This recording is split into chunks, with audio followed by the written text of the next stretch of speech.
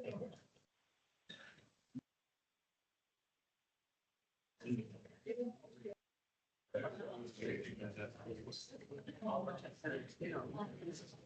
had our regional meeting last year. I'm going to go ahead and call the meeting to order. Good evening and welcome to this evening's meeting of the Woodbury County Board of Adjustment. Today's date is September 4th, 2024, and the time is 6:02 p.m. Tonight's meeting will be audio taped and the minutes will be prepared. In respect to all parties, we ask that those present turn off cell phones or set to vibrate. Those in attendance are asked to legibly complete the attendance sheet up on the front table. I'd like to take a moment to review the procedures that the board will follow tonight. First, the board will handle the normal housekeeping agenda items. Then for each application on the agenda, I will open the public hearing on the item. The planning and zoning staff will then present the staff report, including the staff recommendation. Any letters or other communication received from the public prior to the hearing will be entered into the record. The applicant will then have the opportunity to present his or her case and respond to the staff report. Next, we will hear comments from the public. If you would like to speak either in support of or against the application, you must come to the microphone. Please state your name and address for the record. All interested parties shall be heard, but repetitious comments should be avoided. And we are limiting the comments to 3 minutes. So we ask that you just please adhere to the 3-minute rule. Repetitious or irrelevant comments may be ruled out of order by the chair. I ask that you remain respectful and courteous with your comments at all times. After all public comments have been heard, the staff and the applicant may make a closing statement. The hearing shall then be closed by motion and vote. Thereafter, no further comments from the staff, public, or applicant may be heard unless asked for by the board. The board shall then deliberate the case and may ask questions of the applicant, staff, or any party offering testimony. However, such questions do not reopen the hearing for additional comments from the public unless so requested or approved by the board. The board will then formulate and vote on a motion. The motion will typically either grant or deny the requested application. Any board member who has an ex parte communication to place in the record of this meeting should do so prior to the beginning of deliberation of the respective agenda item. Any person desiring to appeal the board's decision to a court of record may do so within 30 days after the filing of this decision with the Planning and Zoning Office. Okay, tonight, all 5 directors appear to be present. Are there any public comments on matters not on the agenda tonight? Okay, seeing none. I'm going to move down to item 4, approval of the previous minutes from the August 5th, 2024 meeting. Do we have a motion to approve those minutes? I'll make a motion. Motion by Ashley. Do we have a second?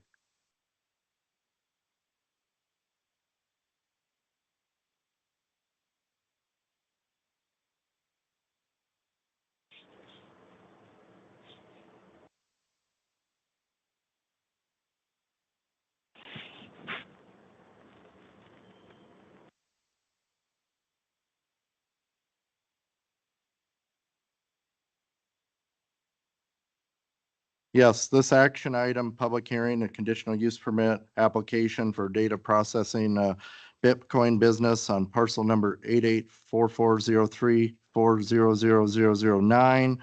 The summary is the consideration of conditional use permit application from AUR Correctionville LLC, the applicant, and property owners Ashley Acres Farm Limited Partnership, who have filed this conditional use permit application. This is a follow-up to last month's public hearing for a decision based on the deliberations that evening, as well as what we will learn here tonight, to consider the placement of a demand response load resource next to the substation in conjunction with the local utility to support grid resiliency for the proposed use to operate the data processing Bitcoin business. The proposed site is, of course, on the respective parcel in the Wolf Creek Township. It's 88 Township 88 North, Range 44 West. It's in Section 3 of the southeast quarter of the southeast quarter. The property is 6.2 miles southeast of Mobile and around 7.7 miles southwest of Correctionville. The property is in the agricultural preservation zoning district and is not located in a mapped floodplain.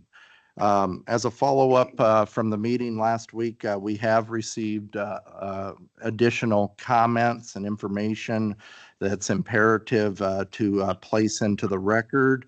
So I'd like to spend a few moments here just telling you where the information came from. First off, we had 12 comments out of the public. The documents have been shared with the board. They're up here. I will ask that you receive them in their entirety into the record. So I will read the names so that we have them publicly listed and available. One of the comments that was received was by Mr. Tony Ashley, who supports the data center project. In his comments, he highlighted it's a solid plan, low noise levels, and has some economic benefits to Woodbury County, including job creation, tax revenue. We received another one from a Jordan German, encourages a yes vote for the data processing proposal, emphasizing local job creation, increased power reliability, and potential lower power costs. Dr. B.A. Holocock wrote one opposing Bitcoin mining due to the environmental impact, high energy consumption, noise pollution, which concerns were presented about health-related issues. Vicky Holz submitted a comment opposing the Bitcoin farm due to the high energy usage and noise concerns. Alan Lucan out of Plymouth County submitted a statement opposing the crypto proposal, citing the strain on the electricity supply and the lack of societal benefits. Jana Martins submitted one opposing Bitcoin mine due to the high energy consumption and noise pollution. Austin Mitchell submitted one and supports the data processing facility, citing economic benefits, grid stability, and technological advancements. Jamie Huber, an engineer out of NIPCO, does not object to the permit, but suggests a title change for the facility to reflect the actual impact on grid capacity. Gail Palmquist shared a link to an article earlier today about Bitcoin mine experiences in Texas. David Hofer of the Sierra Club wrote a statement opposing the data processing center, arguing it does not meet zoning requirements, including questioning the conditional use permit criteria, and raises concerns about energy use and the economic benefits. And Eric Vera supports Bitcoin mining, highlighting job creation, tax revenue, grid stability, and positioning Iowa as a tech hub. And Charles White also submitted documents supporting the data center for its economic benefits, job creation, and modernization of infrastructure. Additionally, we received information into the record from the applicants themselves who had answered a series of additional questions at the request of the board from last month, but they had also yesterday evening submitted more materials as well as a site plan earlier this morning. One of the pages of the documents that they sent in PDF format was another copy of their responses to the conditional use permit criteria. Again, they pointed out they're establishing a data center with advanced technology, including closed-loop hydrocool system to minimize noise environmental impact. They emphasize the creation of jobs to support the economy. They mentioned the data center will function as a demand resource, adjusting energy consumption during the peak energies to support grid stability. I'll have to defer to their explanation on each of these. The second document they sent was a case study entitled Cheaper Energy Rates for All Electricity Customers. The objective of the case study focuses on achieving cheaper energy rates for customers. The next document that they submitted back into the record was, again, a response to the questions that staff presented them on April 8th, 2024, which was already included in the packet. So I would later on encourage the board to ask them about the updated responses there. The next document that they submitted was a document. It's looking at Grundy County Rural Electric Cooperative. Includes details on new services connected, services retired, total services in place, and miles of transmission and distribution lines. And a question staff had of them was, we saw an inconsistency with site plan, and they had sent an updated site plan this morning, just north of course, the substation out there. And so that materials were included in the record, of course, presented by the John Paul Barrick of the AUR, the applicant of this group. So based on all that information submitted, I would ask the board to consider receiving it into the record, recognizing each and all the names that were referenced here. I'll make a motion to receive into the record. We have a motion by Ashley to receive into the record. Do I have a second? I'll second that. Second by Tom. All those in favor say aye. Aye. All opposed, same sign. Okay, motion carries. Thank you, Dan. And I would like to continue with some additional comments here. If I can just point you to some pages on the packet.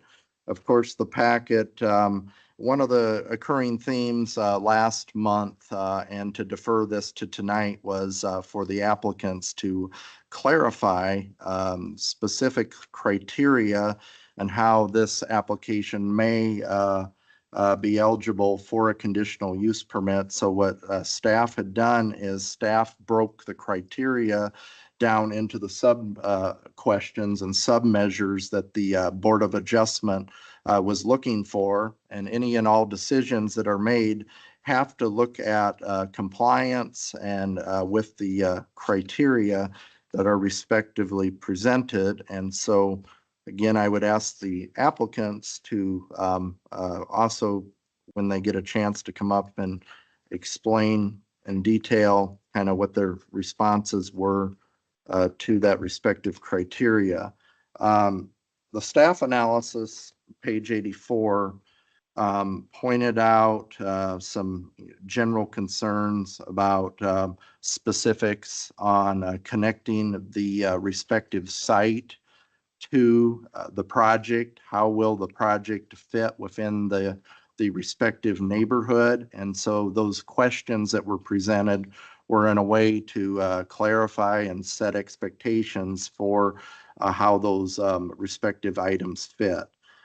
Staff acknowledged that the new information data can definitely be helpful to understand this data processing Bitcoin facility better. The criteria that originally brought this up and other consideration of data processing is under the section 3.03.3 of the ordinance, which anticipates that not everything is directly enumerated in the Woodbury County zoning ordinance because of adaption and changes that can occur with respective technologies. So it was brought up to look at this as a conditional use associated with the data processing aspects, on it being a type of a research, a calculation of a collecting, analyzing data in the sense of a Bitcoin based product. The applicants in their analysis referenced manufacturer data, but staff found it to be a bit unclear on how the information kind of translates into noise levels from the specific system proposed in terms of the footprint on the site. So we're getting specific to the site. Does the quantity of systems, number of servers, et cetera, ultimately impact the sound rating? How do we know the data presented exactly matches the complete systems being prepared? There's a gap of understanding on how each server component could contribute to this overall noise. And the provided information, again, remains generalized about the actual system's footprint and contribution to the area in terms of decibels. So at the time, staff did present to them and requested further explanation on these points of clarification, hence the additional information that we received today. So again, I'm hopeful to learn more about the materials and everything that were sent. So based on that, I'll respectfully turn it back to the chair.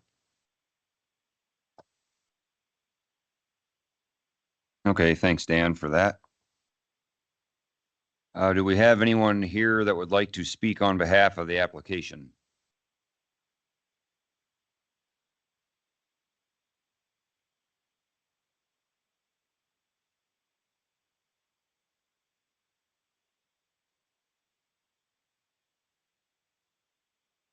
Good evening, guys. So let's get started. My name is Jeremy Lane. I am the Director of Operations for AUR Facilities. Some of my background, so you know why I'm speaking today. I've held BISCI and ICT certifications in design fundamentals and project management around data center building, as well as a data center college where I learned cabling infrastructure standards, earthing and grounding, thermal management, power, cooling, everything that goes along with the normal data center. On top of that, I'm also a Cisco Certified Network Associate, so I have a networking background to go along with my data center stuff. Just wanted to give you a little bit of background in case you're wondering why I am talking today. So that being said, I've worked in data centers and telecom closets in Iowa to Alaska over the past 10 years. So I'm a local Iowan, born and raised in Marshall County.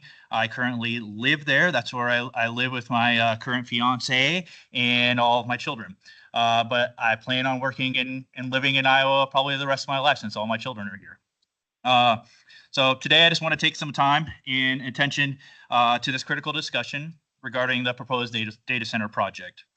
The proposed data center project will significantly boost the Woodbury local economy with impacts extending beyond the operation itself.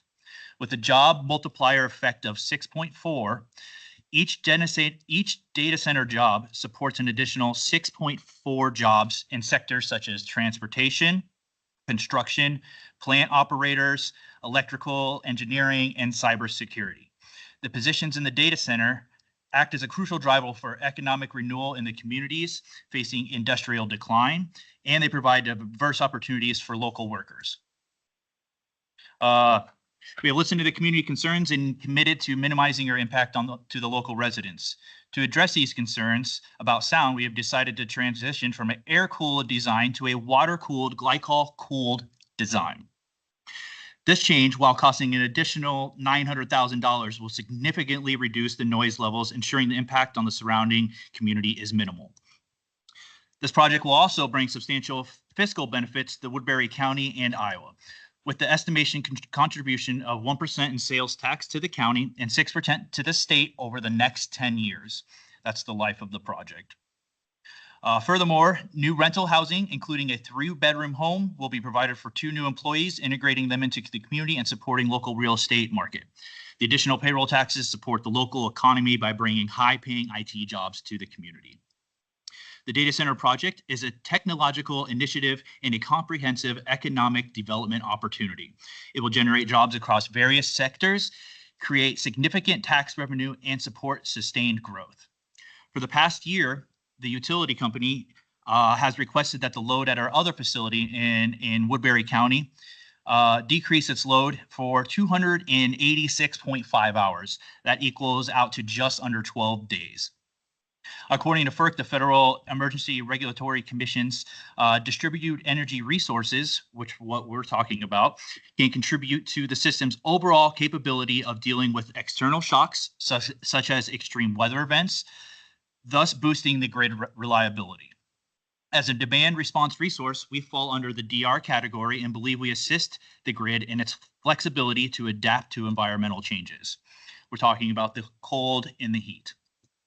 We commit to ensure this project meets all local regulations and community expectations. Today, I want to walk you guys through the various measures we have implemented to address concerns, ensure compliance, and harmonize the facility within the neighborhood.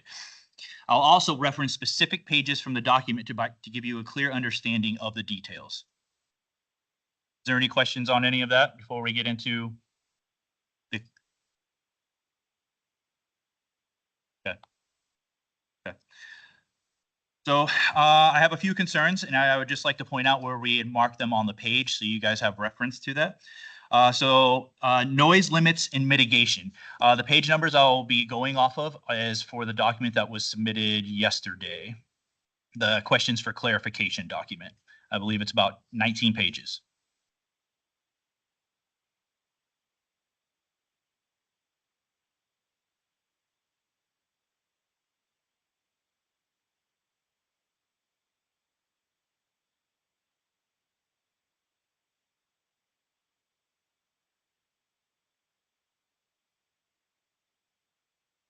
You guys have it? Okay. So noise limits and mitigation. You'll find information for this on pages 1 through 4, as well as on page 6. We presented data from different perspectives to address the potential impacts and ensure transparency in our mitigation strategies. Direct fan sound measurements at maximum performance recorded levels of 68 decibels, as shown on page 2, and are within safe occupational limits. Comparative noise measurements presented at page 4 are similar. Operational sites showed levels of 48 at distances consistent with nearby residential properties, aligning with the existing noise profile in the adjacent substation. Additionally, the data presented matches noise profile of the complete systems being proposed. All noise measurements of the complete systems being proposed have been conducted using equipment and operational conditions that are identical to those planned for the data processing facility. The data center will strictly adhere to the noise limits, ensuring equipment does not exceed 55 decibels during the day or 50 decibels at night at nearby residents, except during construction.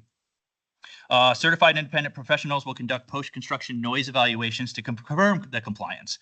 Additionally, as highlighted on page 4, we plan to use soundproofing measures, acoustic barriers, and prefabricated noise dampening closures to mitigate any potential noise disturbances if the noise levels exceed 50 decibels within 150 feet of the property within a half a mile. The system installed will not have any fans on the servers. The only fans will be on the coolers. All the servers are cooled with a water glycol mixture that is filled once. It is a closed loop system, so the servers themselves will make no noise and will have no moving components. The 18-fan dry cooler system will generate noise, which operates at different sound levels based on the temperature and the humidity. The sound readings from that chart below were conducted at a facility was fully operational and during the afternoon above 90 degrees Fahrenheit. That's important to say because that would probably be the hottest time that you would see it. So that would be the noisiest time. Did you guys find that chart there with the 18-fan dry cooler? So you can see at 15 meters, it's at 59.5 decibels.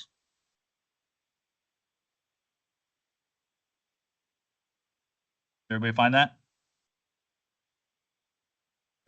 Okay. So these substations put off noise. Mm-hmm. They have a hum to them already. Mm-hmm. When you're looking at this number, is that a net number or a total number? That is our number of the machines. There's no, I mean, you're not going to be able to measure that. I mean, it's the same thing with wind. So you're going to have to take the wind noise out of it too, because if you try to measure sound, Okay. It's got to pick up the wind. So you're looking at it, just to clarify. Yeah. You're looking at it being a net number that would be just yours when you take everything else out. Well, it would be probably total is where I would go. I would say that's got to be the total noise. I mean, you're not going to hear the substation over the Right. data center at that distance. When I looked at the one down by Salix, I couldn't really tell where the noise was coming from. Yeah.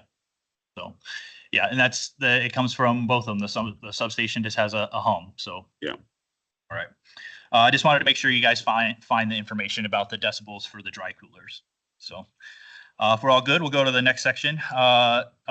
Number 2 on my list was zoning compliance. You can find information on page 10 and 11 for this.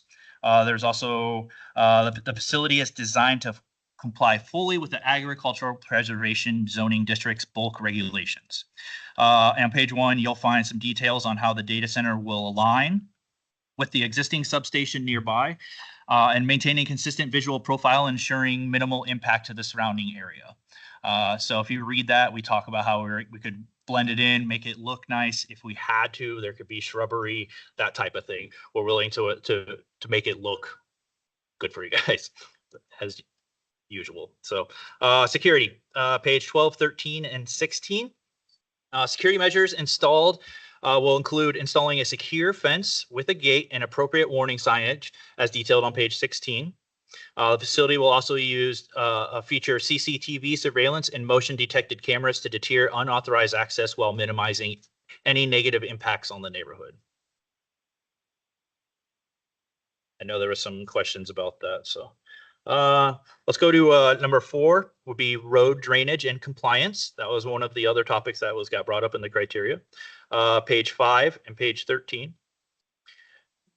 We adhere to the Woodbury County's road use and drainage requirements. We will obtain the necessary permits and repair any damage during construction or operation.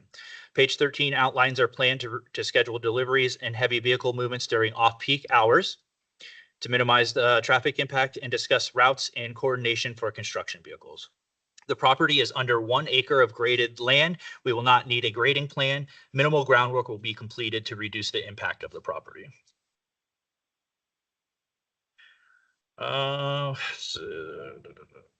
Decommissioning plan, that was brought up as well. Page 8 through 10 and page 17, you'll find information on different aspects of the decommissioning plan. A comprehensive decommissioning plan has been developed and outlined on page 9. I believe that's where it starts, but it does go further than that. This plan includes the facility's lifespan, decommissioning procedures, site restoration, and cost estimates for those. Additionally, as mentioned on page 17, a financial surety will be earmarked on the company books for 125% of the estimated decommissioning costs and will be maintained to ensure all decommissioning activities are completed responsibly. To go along with the site restoration after decommissioning, all structures and equipment will be removed. Rock will be removed and the site will be restored to its original condition as specified on page 9 and 10. We'll work closely with the landowners to ensure all leased properties are returned to their initial state, minimizing the long-term impacts. Our lease governs this with the landowner. I mentioned the financial surety. So on page 14, we discussed the requirements to maintain and update commissioning funds every 5 years. This ensures the funds remain sufficient to cover any potential increases in decommissioning cost. As far as abandonment protocols, in the event of abandonment, the facility will be decommissioned according to the protocols outlined on page 9. This includes notifying the landlord and the utility and obtaining verification of decommissioning. Permit applications for new equipment. Per the guidelines, a new conditional use permit will be required for any new replacement equipment, ensuring continuous compliance with local regulations that are not similar to the permitted equipment. Our emergency response plan. So the facility will have a comprehensive emergency response plan developed with local authorities such as the county fire department and electrical inspector. And that's highlighted on page 7 with the inclusion of emergency contacts and on-call rotation. The procedures are to ensure quick and efficient responses to incidents. Just got a couple more things here. So for regulatory compliance on pages 7 and 14, there's information on that. Our commitment to the regulatory compliance is reinforced on those pages 7 and 14, and we will adhere to any relevant regulations and promptly inform the county of any changes in the facility operations.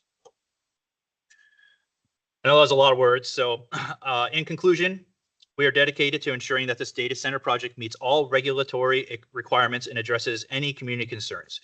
We have a solid track record in Iowa and right here in Woodbury County, where a facility which has been in operation for years and has received 0 complaints or violations. Our goal is to operate in a manner that is respectful to the community and environmentally responsible while contributing positively to the local economy.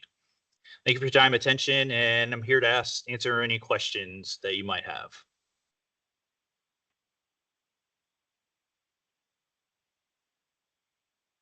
Yeah, one thing that maybe I missed it, but it wasn't brought up, it's gonna be hydro cooling. Is there gonna be a well on the, It's a Right. closed loop system, so it's water glycol mixture and we fill it up once and that's all. There's no well on property. oh, okay, thank you. You mentioned that you have the ability to get a hold of the fire department if that were needed. What is the probability that you might have a fire or something like that at this facility? The probability of it, we had no fires at any of their other facilities. I mean, all that stuff is maintained and cleaned and part of our operational procedures to eliminate that. Yeah. I just know sometimes, cell phones, things like that just start on fire, they just combust. So I didn't know if this type of Yeah. system would have. There's no batteries on anything, so we don't have to worry about that. Okay, thank you. As far as the cooling noise that, there will be, from the system, is that to be anticipated from your 8 to 5 workday, or is that going to be 24/7? Will those fans ever shut on and off with that cooling system, in other words, or are they going to run continuously? It runs continuously, the 18 dry cool fans, but it ramps up depending on time of day and temperature. So the hotter it is, they'll be moving faster. Did you guys happen to submit any kind of a professional noise impact assessment? There is no official noise impact assessment because there is no site installed to have an official noise impact assessment. The information that we submitted are tests at other facilities in the United States that have a very similar setup to ours, and that was their noise readings from that site. So right now, this would be a brand new system to you guys. You don't have this running anywhere in the state of Iowa under your control, in other Correct. words. Correct. Okay. How will you monitor the sound levels? Will you have something there that monitors that and feeds into your computer system at all times so that so that you have some idea of what the decibels are? Yeah, I mean, we take sound readings probably once a month just to make sure that sites are okay with it. We'll adopt that same situation here. So just once a month is what you would check it. Well, we can check it whenever there is a need to check it. It's not something that we check daily. Most of them, I mean, they're going to make noise, but the farther away you get from it, there is less noise. So Yeah. if we were checking it every day from a mile away,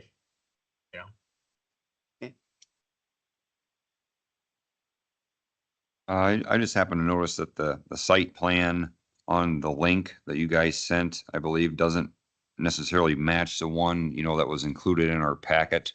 Can you offer us a little clarification as to why that is? the first site plan, is that what you're referring to? The very first site plan with the air cooled? I may have to have Dan help me on this one. Do you know, Dan, the one in the link that There we received?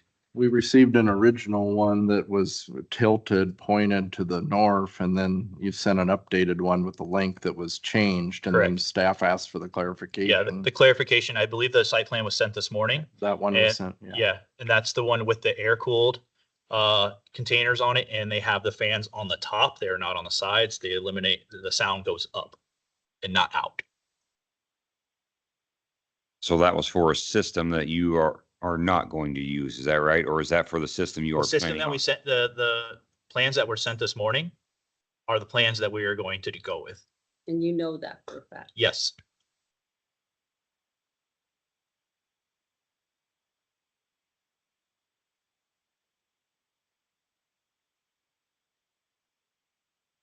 Any of you other directors have any further questions for the applicant? Okay, thank you.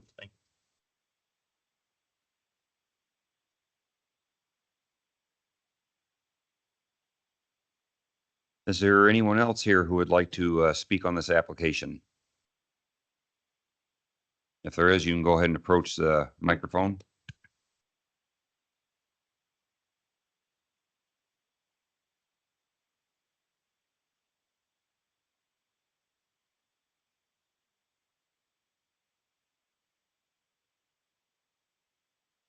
Okay. Shelley McCoy Sadler, 3417 170th Street, Correctionville. First one's like a clarification, please. The last meeting, Pam had asked for more information on the health studies to us human neighbors and also to the wildlife. As I went through that packet online today, did I miss it? Because I didn't see anything that was any more research materials that were supposed to be provided to you guys to get an idea about that. Was that in the packet? I don't believe we saw anything like that. Okay, well, that was in her amended motion to give that information, to get some research for her from last meeting. It was not there. You also had 3 mistakes in your minutes, which I can tell you about later. I don't know if it makes any difference because you've already approved them, but there were 3 errors in there.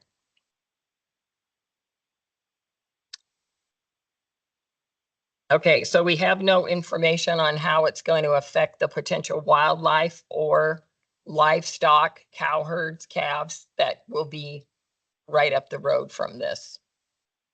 Correct? Yeah, I don't believe we have any information like that. Okay, all right. So who is going to monitor the decibels?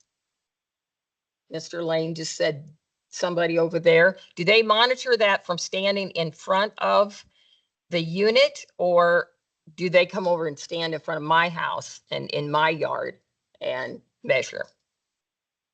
Being the closest resident. I would refer that to Mr. Lane.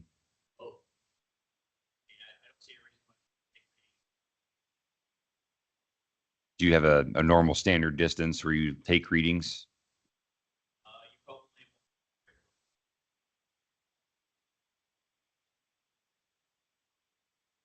Such a low decibel. Okay.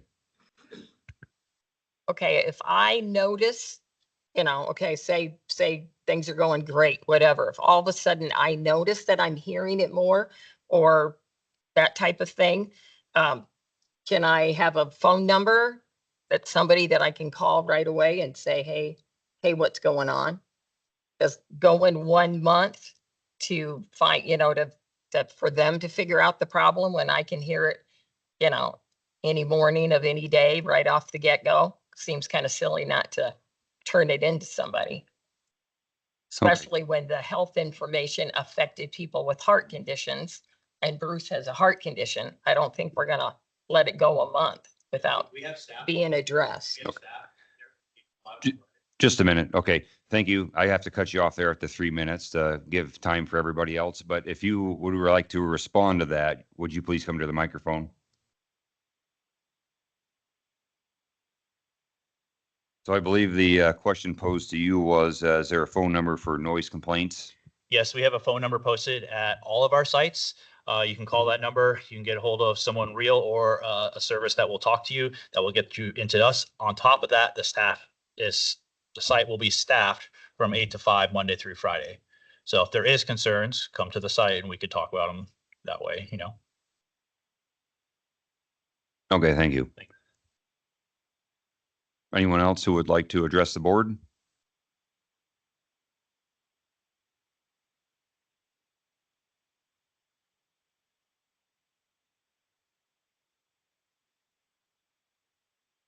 Can you please push your buttons right down below there to, yep. Thank you. Good. Okay. Thank you. Bob Fritzmeyer, I'm at 2933 Leach Avenue here in Sioux City. I just want to start out with a few of my own comments. First of all, I looked up the meaning of crypto on the internet. We're talking about cryptocurrency here. Crypto has to do with persons who are involved in some secret kind of groups or endeavor of some kind. So we're talking about secrecy.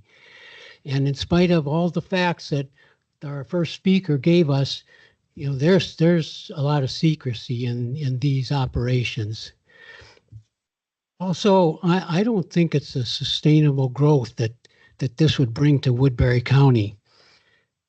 And I think just like to bring to our attention the FTX, the episode, which a lot of us are aware of, where a person who was ahead of that was sent to prison.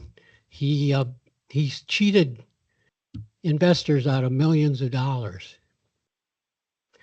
Now I want to turn to, these comments that I'm going to give at this time are on behalf of the Northwest Iowa Sierra Club group and also the Iowa Sierra Club chapter.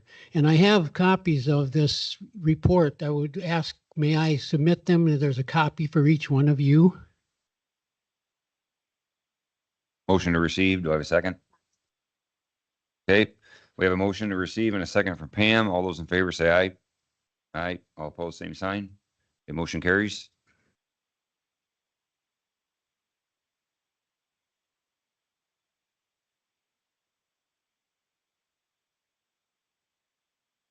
This facility, AUR, the name of the company, has a significant, the proposed facility would have a significant adverse impact on Woodbury County.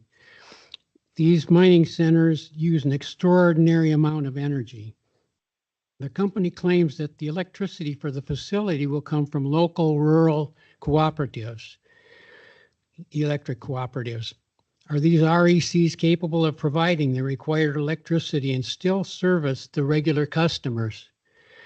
Will additional load on the RECs result in higher utility costs for customers? If the RECs need to obtain extra electricity from other sources, would that additional power come from renewable sources? In order to obtain a conditional use permit, an applicant must satisfy the requirements of the county's zoning ordinance for a conditional use. This project does not satisfy those requirements. First, the zoning administrator and the Planning and Zoning Commission admit that a data mining center does not come within the description of any use listed as a conditional use in an agricultural district. Okay, Sarah, I'll have to cut you off right there for the 3 minutes to be fair to everybody. But we appreciate the comments. Anyone else? Sadler. I live at 3417 170th Street. Couple things. Who monitors this? If you approve this tonight, who monitors this when they start construction, when they finish construction? Who do we go to complain to the county? Not to you guys, do we? Do we come back here and talk to you guys about it? That'd be for staff, Woodbury County staff. What staff? You? You take our complaints and do what with them? Investigate. Investigate noise levels? We'd coordinate, we'd start working with them and look at measuring it and to see, depending on what criteria it comes up with, we'd try to get to the bottom of it and find a solution. Do you come out to monitor their construction? We follow up on complaints, so On we would. complaints still, but as- not to construction. But of the it. county doesn't have building codes, so building Okay. permits pretty much rise up to building the structure and the site plan. But depending on how the board looks at the conditions and the setup of the respective permit, it could set up additional criteria depending on how they approach. So if their noise level is over what they say, there's something you can do about it.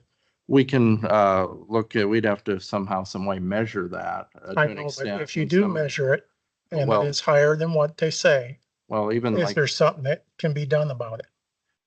Typically, when you pass a conditional use permit, the language that the board chooses to condition becomes part of the, it's almost like the force of an ordinance, where we could take it and look and see if there's any violation on any of the standards that they come up with. And if we're able to prove or measure in some way, I imagine we could probably work with the county attorney's office on seeing whether or not something could be measured. As far as, because a conditional use permit in a sense becomes an ordinance and enforceable. Okay. The next thing, when they say the electricity for the REC would become cheaper, it's a little misleading. Electricity doesn't become cheaper. it stabilizes a little while for the REC because they're selling more electricity. They're making a little bit more money so they can hold their rates longer at a certain level. But your electricity is not going to get cheaper because of these folks. The REC might be able to maintain their level of cost a little bit longer because they sell more. Just so you understand that. Our rates will not go down because they start using electricity. And the next thing, the last thing is the sound barrier. We had talked the first meeting about them putting up shrubs, trees. They talked that they might do that if the sound level is higher. Can we just get them to do that to start with? If you approve it.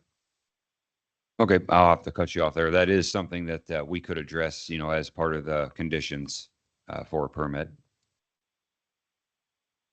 Okay, anyone else?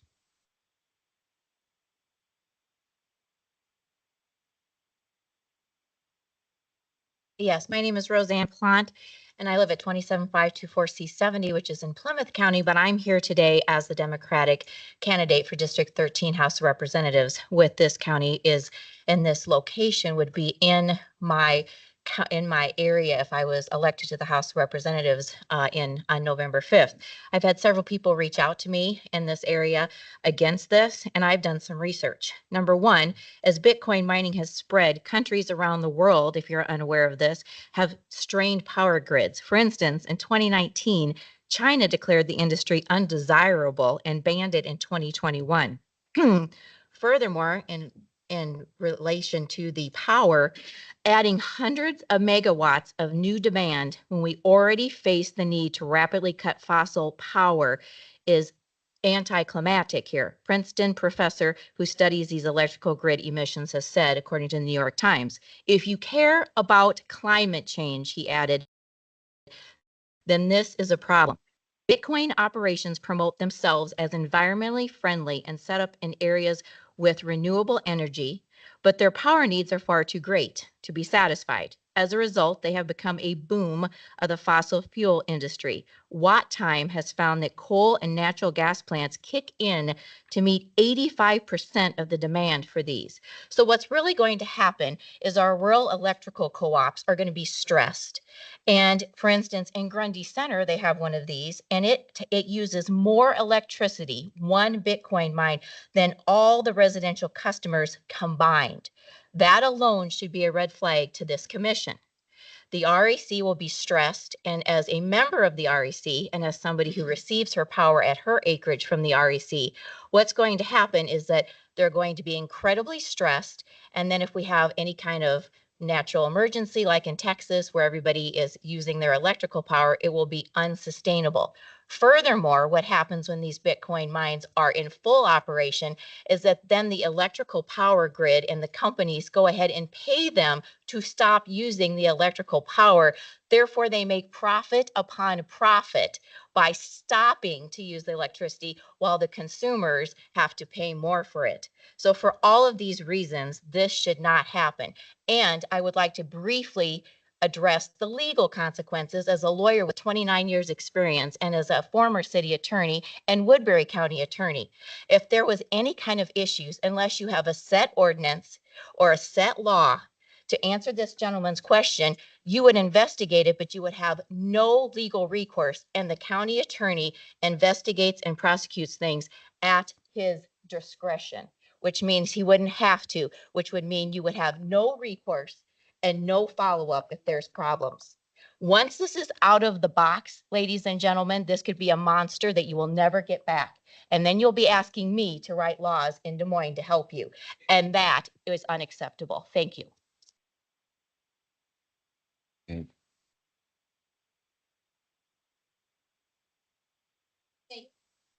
Could I make a motion that the gentleman would possibly answer that question? Do you get paid when they shut the electricity off to you?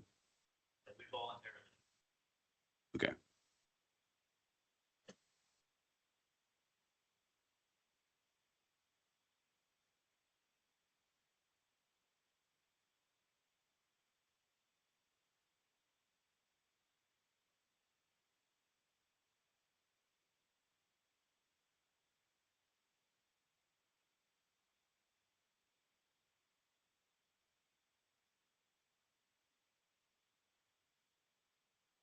Okay. Sorry, it looks like I jumped the gun. But hi, my name's Lexi McKee Hemingway. I live at 2203 South Alice Street here in Sioux City.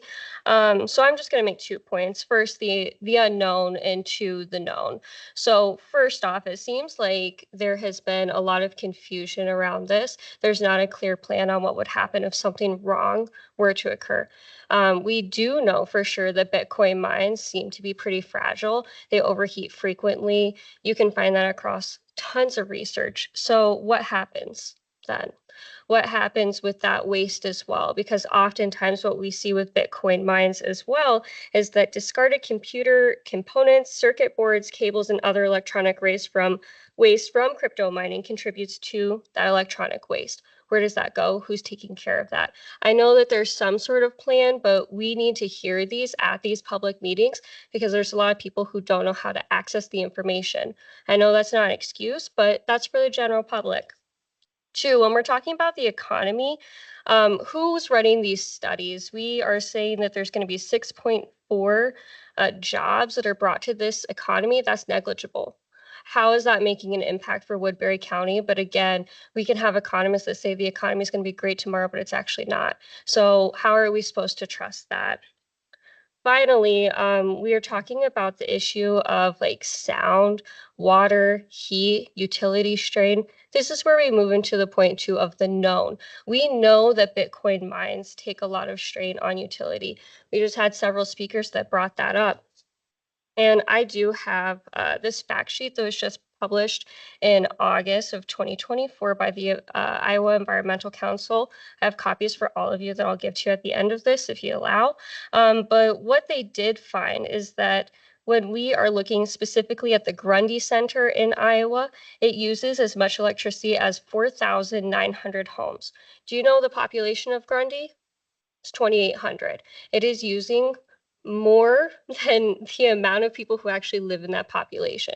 We have found that there are several issues with Black Hawk County and with Grundy Center, Iowa, when we're looking at noise pollution. That has seemed to be a really big issue.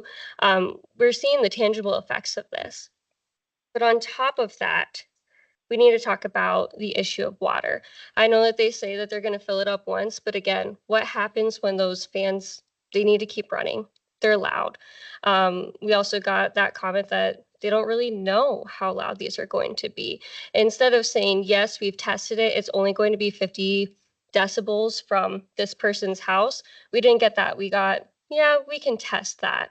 But actually noise pollution, if we're keeping these fans on, the roar of fans can go up to 95 decibels, which is like standing next to a motorcycle. I stand in firm opposition of this. There's plenty of other people here that also would too. Ratepayers cannot take on this burden. Okay, thank you. I'll have to stop you there. I have a motion to receive. Do I have a second? Motion to receive in a second. All in favor, say aye. Aye. All opposed, same sign. Motion carries.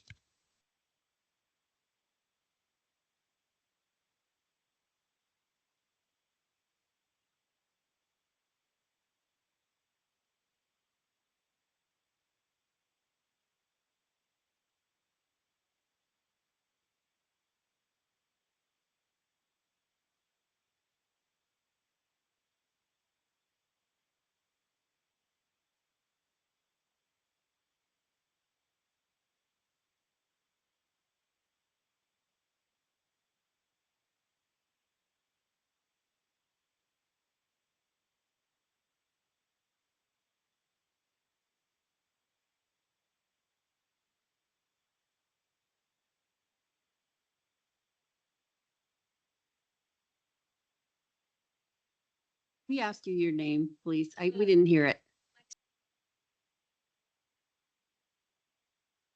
Lexi McKee, McKee. MC AEE. I think. HEF as in man, EN as in Nancy, WAY. Thank you.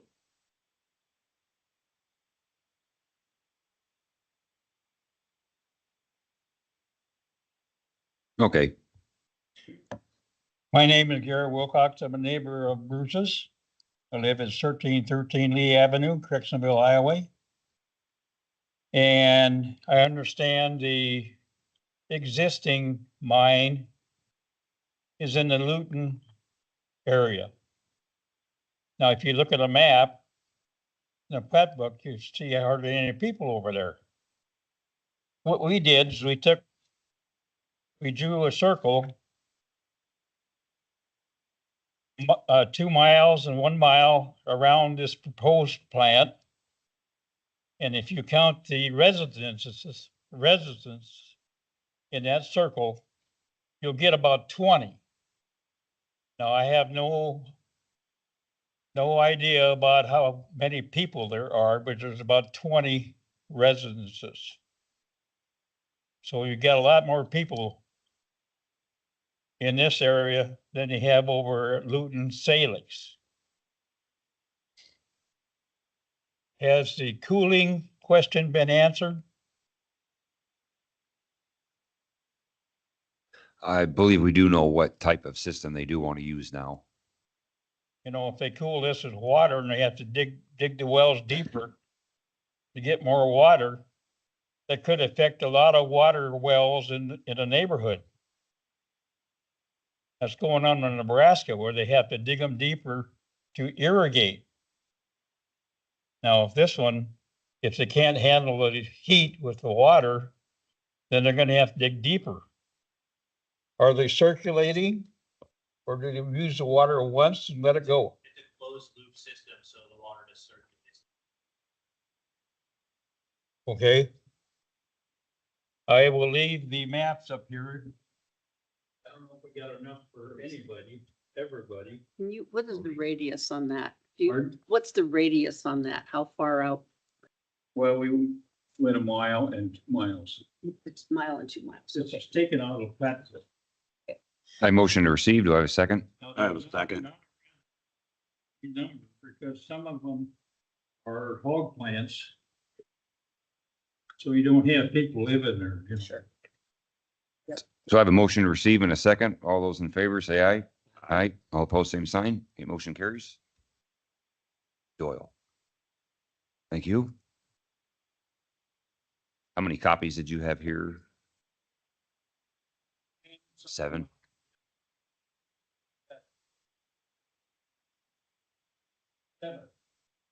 Enough. Yep. Very good. Now, most of these, pit mines are in Texas. They use a lot of electricity. You know, the trouble that Texas has had with their electrical system. We could have an overload up here too if we let this go. Okay, thank you, sir. I'll have to move on to the next person. Thank you for your time. Anyone else? Excuse me, I would like to address one comment. The fact that this existing facility is very remote, and you will find that the process that we've asked this company to go through for this, because there are people living much closer to it, the process has been much different due to that. I believe that other one is really remote, and I just want you to know that we are being very aware that since there are people closer to this one, we are setting them to a definitely a higher standard. All right. Okay, Everyone hear me okay? Good evening. My name is Jordan Gurman. I'm from Omaha, Nebraska, 8213 North 127th Avenue. I'm a Bitcoiner, a Bitcoin miner myself, so I guess I'm the bad guy right now. But I also do consult with Aurum. I want to just address a couple of things because this is really should be a nonpartisan issue. Like there's no reason to Democrat or Republican when it comes to energy use. The reason, a couple of things here to kind of set some things that have been said that I think just have another opinion here. A flexible load data center, what that means, right? Like if this community was having a conversation with Google or Facebook for a data center, there'd be massive support. Politicians would have ribbon cutting ceremonies for these companies. A Facebook and a Google data center will not shut down. They are not a flexible load data center. They add demand to the demand. They require more generation, right? They will not shut off. They don't want your Google search to go away, your Facebook picture to go anywhere. Bitcoin mining is decentralized. And depending on how much experience you guys have, it's really not as complex as people want to maybe think it is. I'm not that old, but I did use a checkbook for a while. So it's a decentralized ledger system. So each miner is solving that ledger, essentially making the notes in the checkbook saying, hey, we now have $35. Everyone around the world is competing and saying, hey, we agree. Yep, $35, that's a block. That's where blockchain comes from. It is a ledger. It's not anonymous, it's pseudo-anonymous. It's very trackable, extremely trackable, actually. So while you don't know the name behind the Bitcoin address, you totally know every Bitcoin address. China did ban illegal mining. There is still mining in China. So it wasn't banned. They just wanted to control the unregulated energy use because they have large hydro and things like that. And why that's important to flexible load, I don't know how much time I have, but essentially the reason why we can benefit a community is because we're not adding to the substation. That substation already exists. There's already transmission lines for that. So when that takes place, what we're doing is we're now a buyer, a purchaser of power from the REC. That REC can now provide more planning and better plans for their actual constituents and users and consumers, which will lead to lower costs over time for them. Or as bad as that guy made it sound, oh, flat costs. Sounds a lot better than rising costs to me as a consumer and Omaha myself. And so I just think that's very important. I also grew up in a rural Nebraska, small town of 2,000. It's been a long time in ag areas. We have crappy land out in southwestern Nebraska, so we have pivots. So I'm pretty familiar with loud noises. Been in the Bitcoin mine. It's not comparable at all to a diesel pivot if you ever had to work on one of those or be around them. And I appreciate letting me just speak a little bit tonight. If there's any question, I'd be happy to answer in regards to Bitcoin and Bitcoin mining. Thank you, guys. Okay, thank you. Anyone else who would wish to address the board?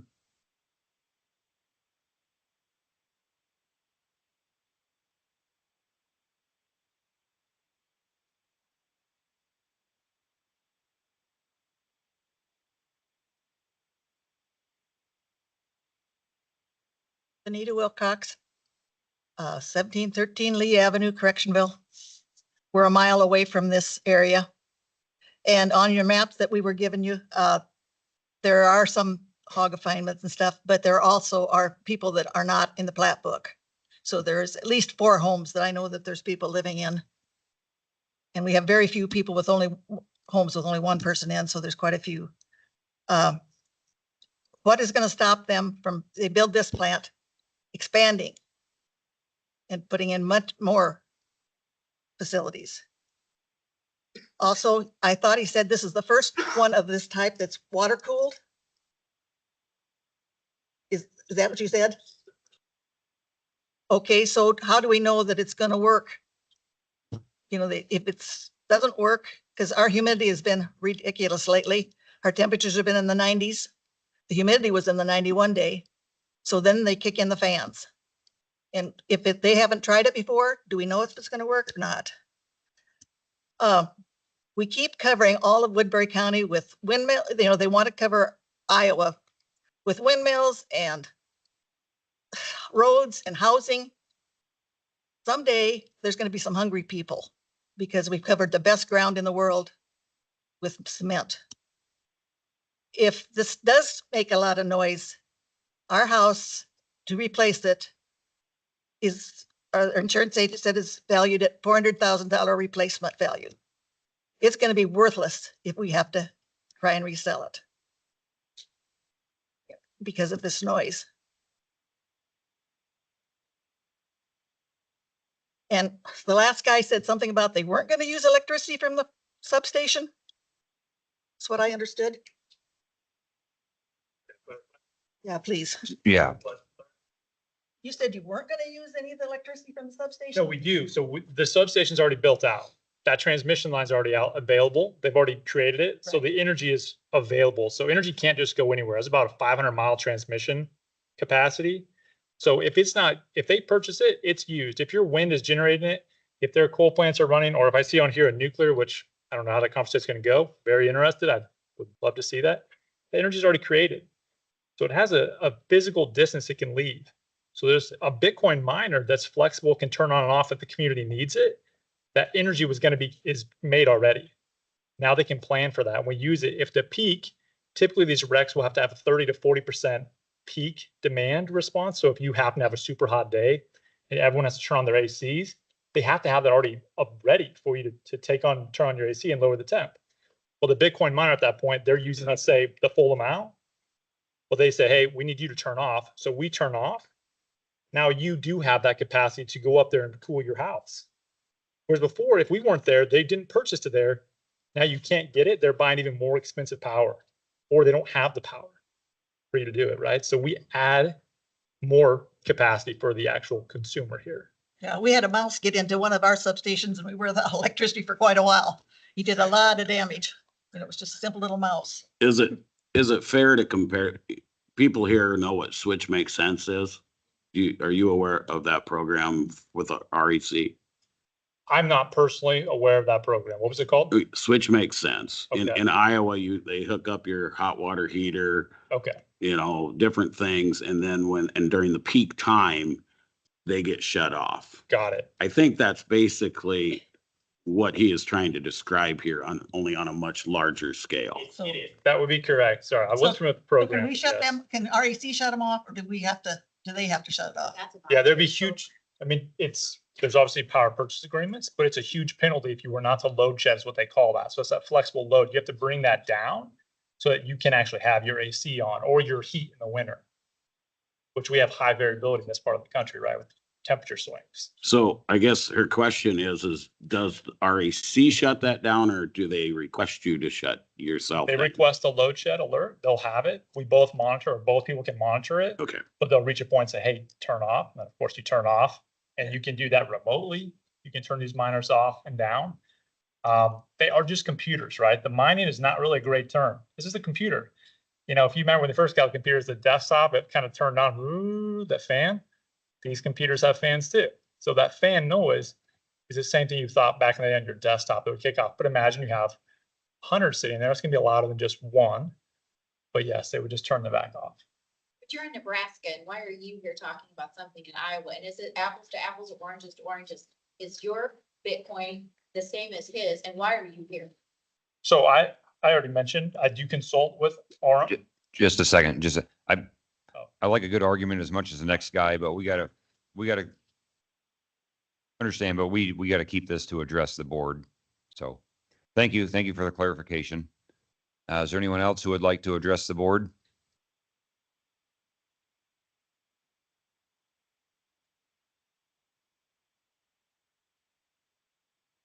Gail Palmquist from Lawton, Iowa. So Dan mentioned a magazine article that I sent to him this morning. And I would like to have a little conversation about what they were talking about in the article. It's in the Time magazine. It was in the July 2024 issue, July 16th, I think.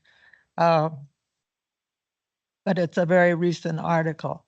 And the title was, I can find it here now.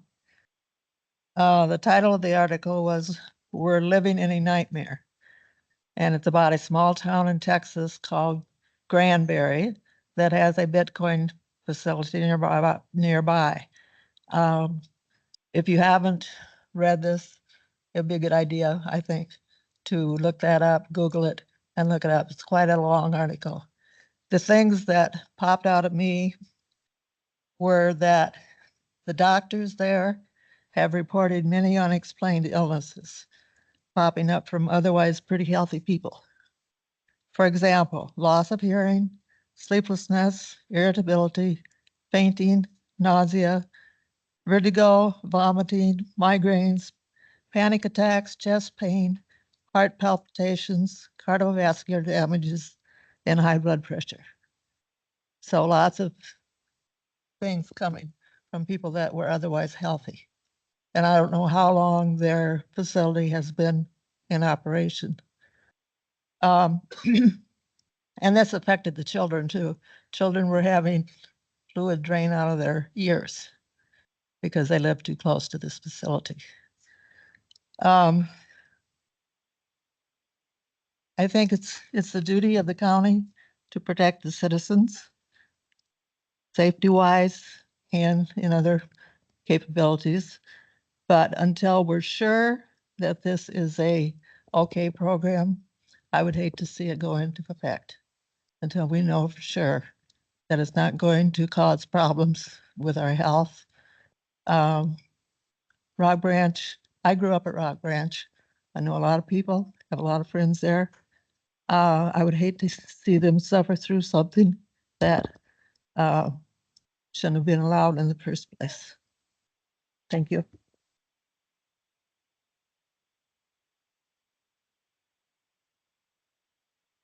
Thank you. Is there anyone else who would like to address the board?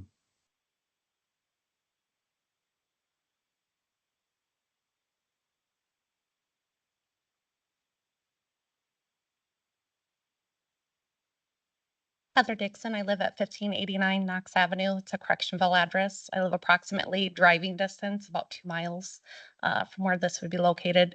If you could go through the field, probably a little closer to a mile, mile and a half.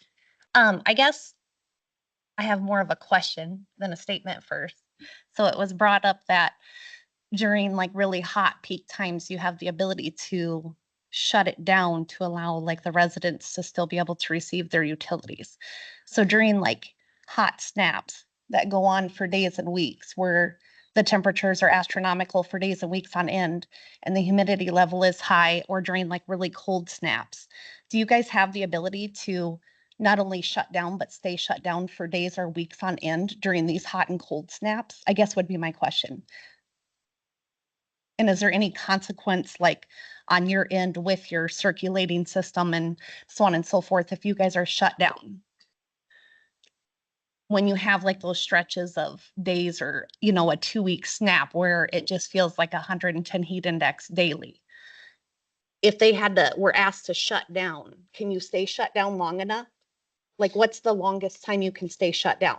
And would you even know where this type of facility hasn't technically been done?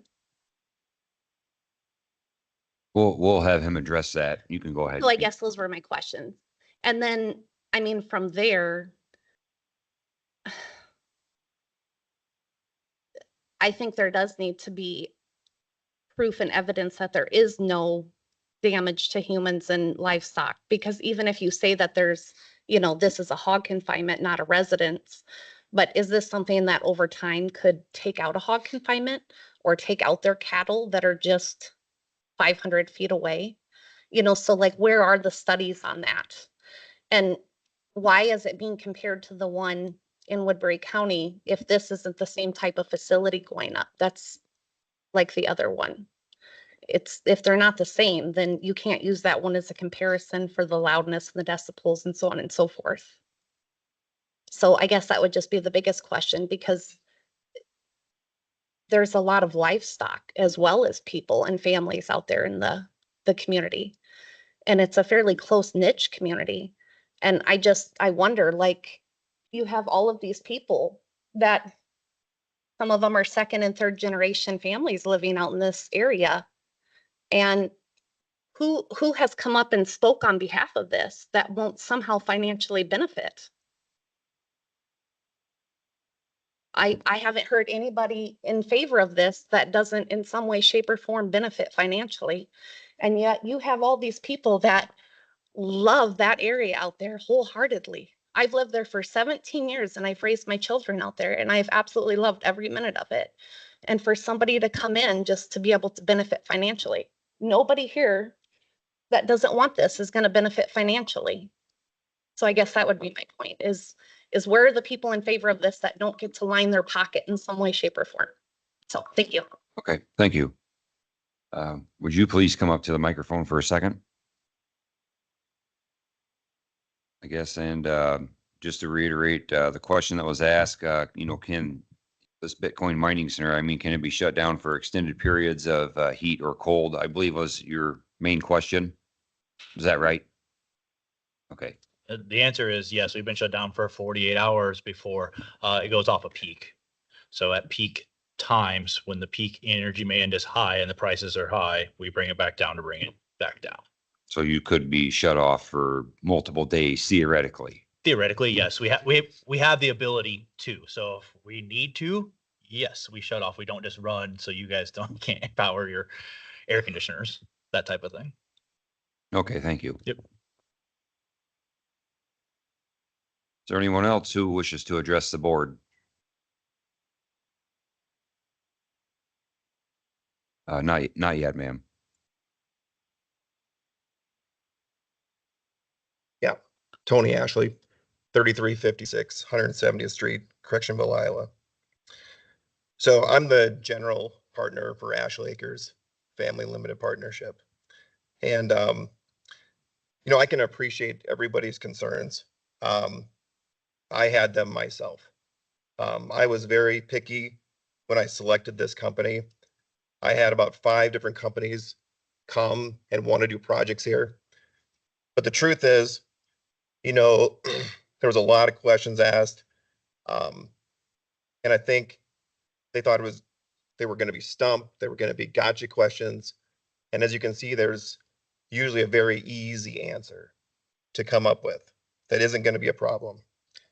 So I had all these same concerns, probably more. There's nobody more impacted by this project than me. Almost everyone who lives within half a mile of this project is my family, including 5 school-age children and my mother, who's over 80 years old. So I would never say yes to a project that I thought would cause any sleepless nights or any harm.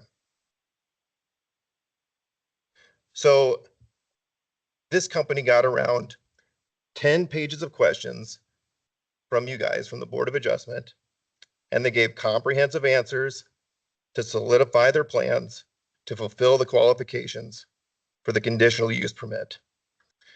Their detailed plans explaining how these things would work and set up from the beginning to the decommissioning. This company has a solid track record in Iowa and right here in Woodbury County, where their facility that is already years in operation, that got easy approval from this Board of Adjustment, has received 0 complaints and 0 violations. Now, I know we're making a difference between, you know, it's not exactly apples to apples, that community and this one. But we know one thing, that this company did what they said that they would do, and they did it in a timely manner. And so that's proof that they do what they say they're going to do. And that is very important here. So this company's also putting together a very expensive system. It cost them $900,000 more to put together this current system that's $900,000 more than the one that's already in Woodbury County with 0 violations. This system is a water-cooled system, and is that time? Okay. Okay. Water-cooled system, and as you can see from your guys' packet, none of the houses within half a mile, which are mostly owned by my family, should hear any noise that's out of the normal. Thank you.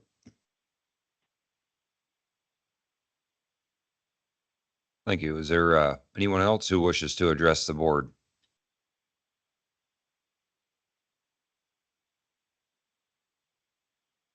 Hi, I'm Ty Robertson. I'm a technician for Orem. I wanted to address a few things. Before I came on with them, I was a Bitcoin miner down in Texas.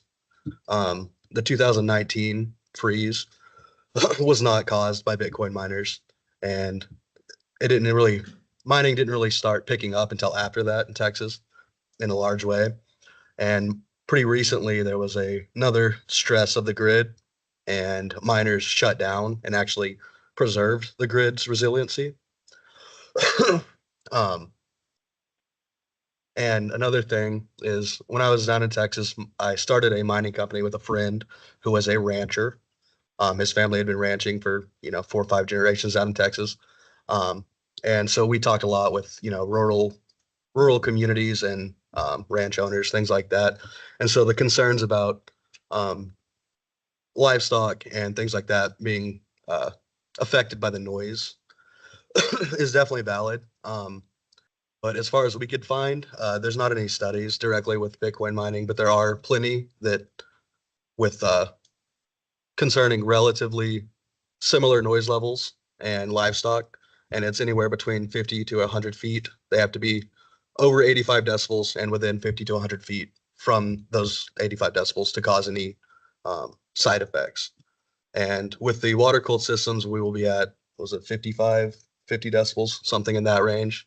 So completely below that. So it shouldn't be a major concern. But yeah, that's all. Okay, thank you. Is there anyone else who wishes to address the board?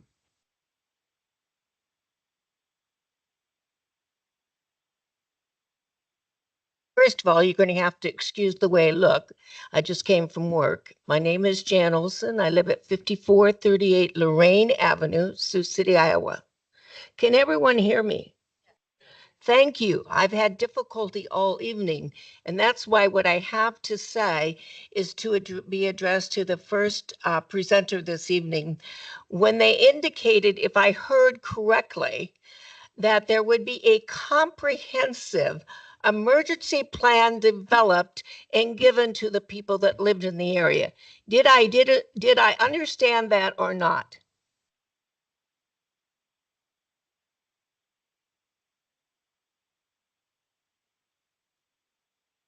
Oh, okay. So I didn't hear that because I thought it was the most odd thing to be talking about the proposal of an issue and talking about, and we'll give you a comprehensive emergency plan.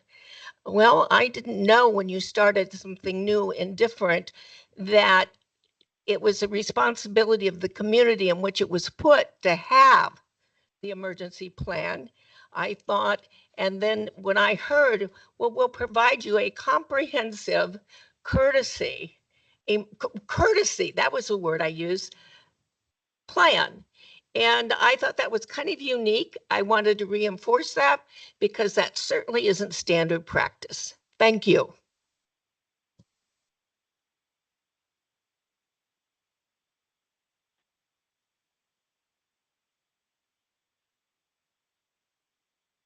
Would you like to clarify anything on that?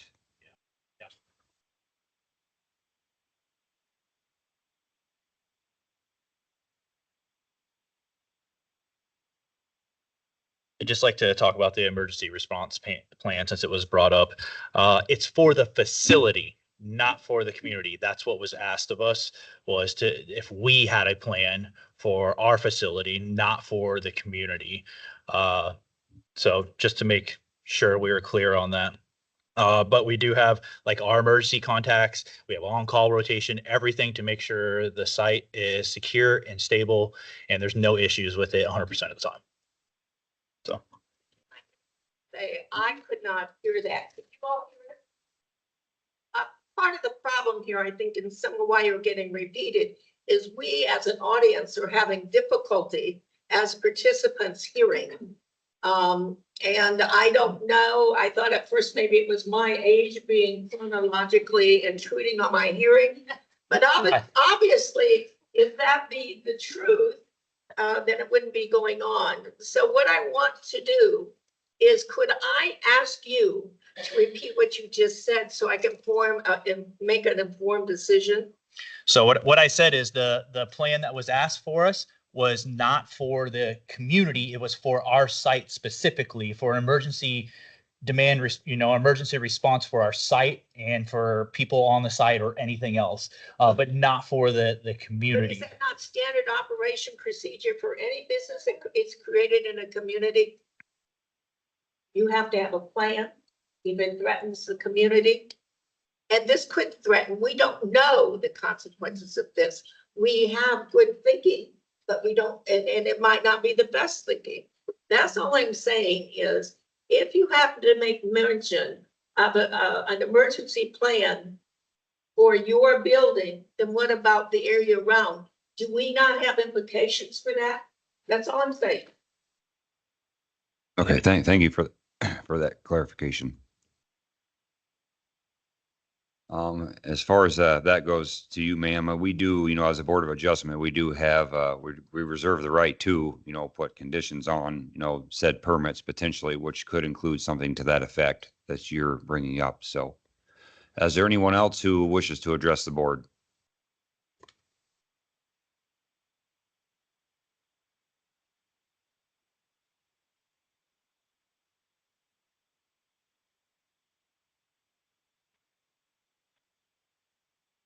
My name is Greg Manker, live at 3217 160th Street, Mobile.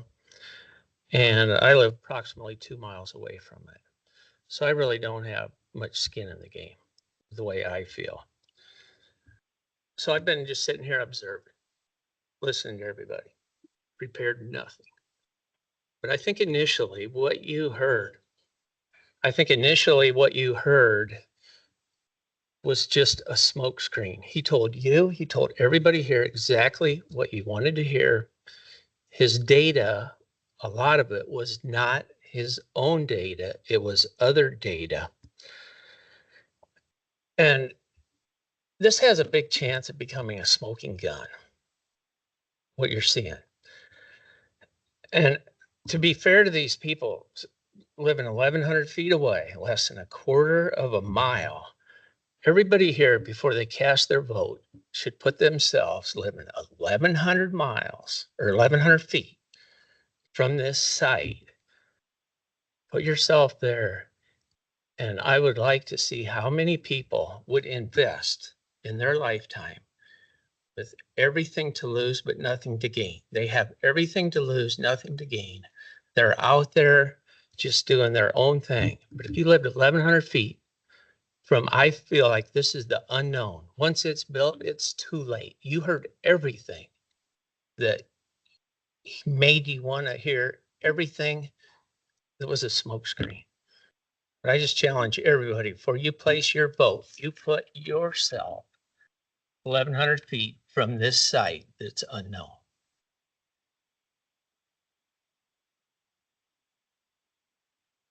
Thank you. Is there anyone else who wishes to address the board? Maria Ronquist, 3131 Norman Drive, Sioux City, Iowa. I'm here as a community member, but my title is arbitrator/judge for the Financial Industry Regulatory Authority. The Bitcoin currency is pretty bad. It's not even registered in the SEC. And to me, after listening to all these people that are against it, they have a say because they're going to be, as a human, they are going to be the losers. The winners are the AUR, because this is about the money. It is about the money. And it's people from out of town come and destroy the lives of everybody in our community. I encourage you to do your homework, do more investigation, because to me, this is a fishy project that benefits them. So listen, as you live in this community, your county, live here and work here, listen to your people. Thank you. Thank you. Anyone else? Gabriel Diaz, technician with AUR. Gabriel Diaz. As humans, we tend to fear the unknown. By my experience, I can talk really well about Bitcoin and how it helps me. I'm from Venezuela, and Venezuela has one of the monetary policies more restricted in the world. Like we have a 10,000% inflation rate per year. You cannot go to a bank and buy currency, like strong currency, like US dollars. So to get simple things is really awful. Bitcoin helped me and help a lot of developing countries to overcome those difficulties. It's an easy process. Everybody has access to it. It allows me in this moment to send money to my mom and my family in Venezuela so they can have basic stuff there. So that's a really great point from me. Talking about the unknown also, my buddies and I work there 8-hour shift. The sound, we are nearly like 10 meters away. Sorry, I don't manage the imperial measurements yet. And it's not that bad. I really appreciate a couple last week from the community when they're experience on first hand the noise, and I try to explain the whole process so they can understand and have a better understanding of how things work, how the noise work, and everything. So that was all I have to say. Thank you so much. Thank you. Is there anyone else who wishes to address the board?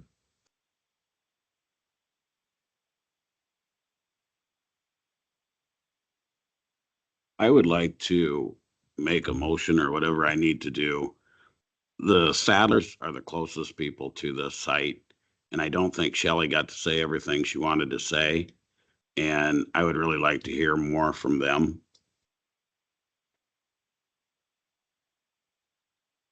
If you want to make a motion for that, Doyle, I'd make a motion that we hear the Sadlers out, because they are the most affected by this project. okay, we have a motion by Doyle. Tom, I believe you second it. All in favor, say aye. Aye. All opposed, same sign. Okay, motion carries. 3 minutes. Okay, 3 minutes. Okay, Bruce did talk about a couple of the things on my sheet, so, but page 59, it says if needed, additional fence with sound barrier, shrubs and trees could be added. Okay, who determines if needed? That made him laugh when the bushes came up before. Out loud giggle, like we're trying to make it pretty. We're not trying to make it pretty. We're trying to block sound. Well, what goes up comes down. What goes up comes down. And the other point that we had on ours was our property value. If we wanted to sell off the acreage, who's going to come out there and buy that? Right next to that. I have 5 grandkids, and I do not want them around that either. Thank you. I'd urge you to vote no.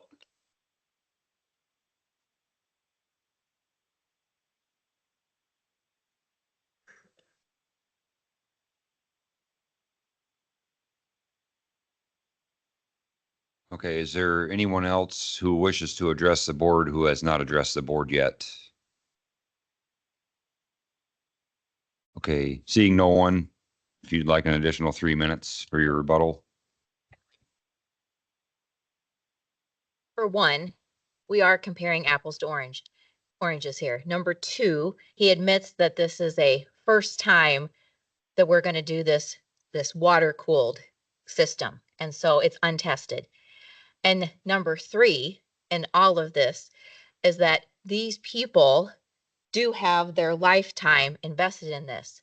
And I will say this, if there is a problem with this, these individuals and these citizens, and I know this from 29 years as an attorney and from working for municipalities, if you don't have an ordinance, if you don't have a state law, if you don't have something, we are in a make me do it society, ladies and gentlemen. What that means is that they will tell you what they want you to hear tonight. You are the gatekeepers. You will either keep the gate shut or open. And once it's open, if there are no regulations, which I am unaware that there are any, these individuals will be exposed. And you may do an investigation, sir, but what will actually happen after that investigation? Okay. And he can shut it down, but will he? One of my first positions was with a well-known meat packing company in Sioux City. I didn't stay working there as a corporate lawyer very long because they didn't want to shut the line down because of health concerns or OSHA concerns of the employees, because that cost money. And that's what's going to happen here. They're not going to shut it down because it's going to mean money out of their pocket. And then you're going to call me if I'm your representative, and I'm going to tell you there's no law and there's no ordinance. So there will be no control after you let this gatekeeping open.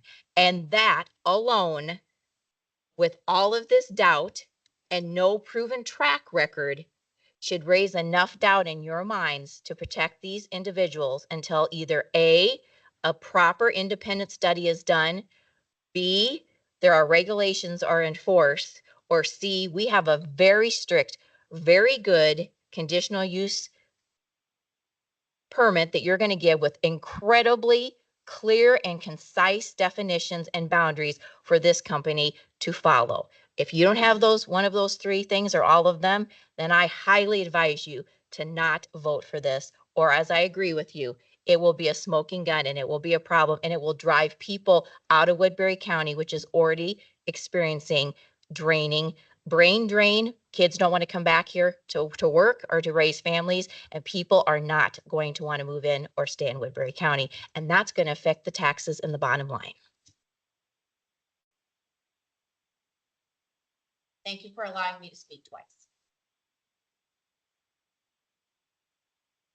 Thank you. Is there anyone else? Any last comments to address the board?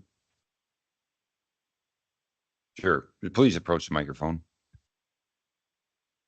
Can I ask a question of the audience? Is that allowed?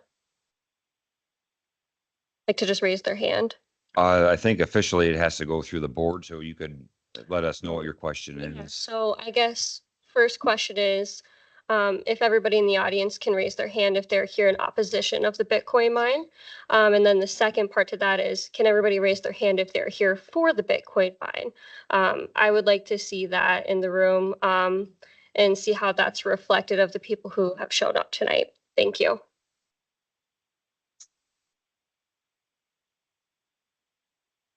Do you guys have a problem with that? Can I ask it? I don't believe so. Any directors on the board have a problem with asking that a poll of the audience? Okay, I'll go ahead and poll the audience then. I'd like to see a raise of hands or show of hands for those that are here for this conditional use application for approval. In favor of just people that are here for the approval of the permit. People in favor of approval. Show of hands, please. Okay, then I would like the rest of you to raise your hands for the people that are here in opposition against the application. Okay, thank you.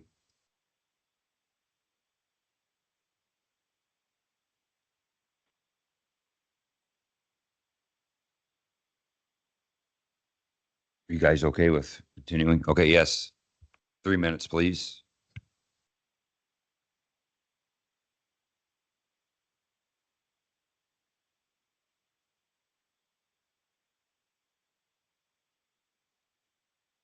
Anita Wilcox, Correctionville. As near as I can see, this is going to benefit one person, or it's going to probably damage several people. And on that same corner, there's a windmill, just an ordinary farm windmill. Actually, I think it's a Dutch windmill, but when it squeaks, it keeps neighbors awake at night. And I'm sure it's not 58 decibels. It's probably less than that, but it does irritate them and keep them awake. And there's a lot of people that aren't here that live on acreages that couldn't come because of other things. But I went around and talked to several people, and I had yet to find one that was for it. And that was even 2.5 miles away from home, here from that location.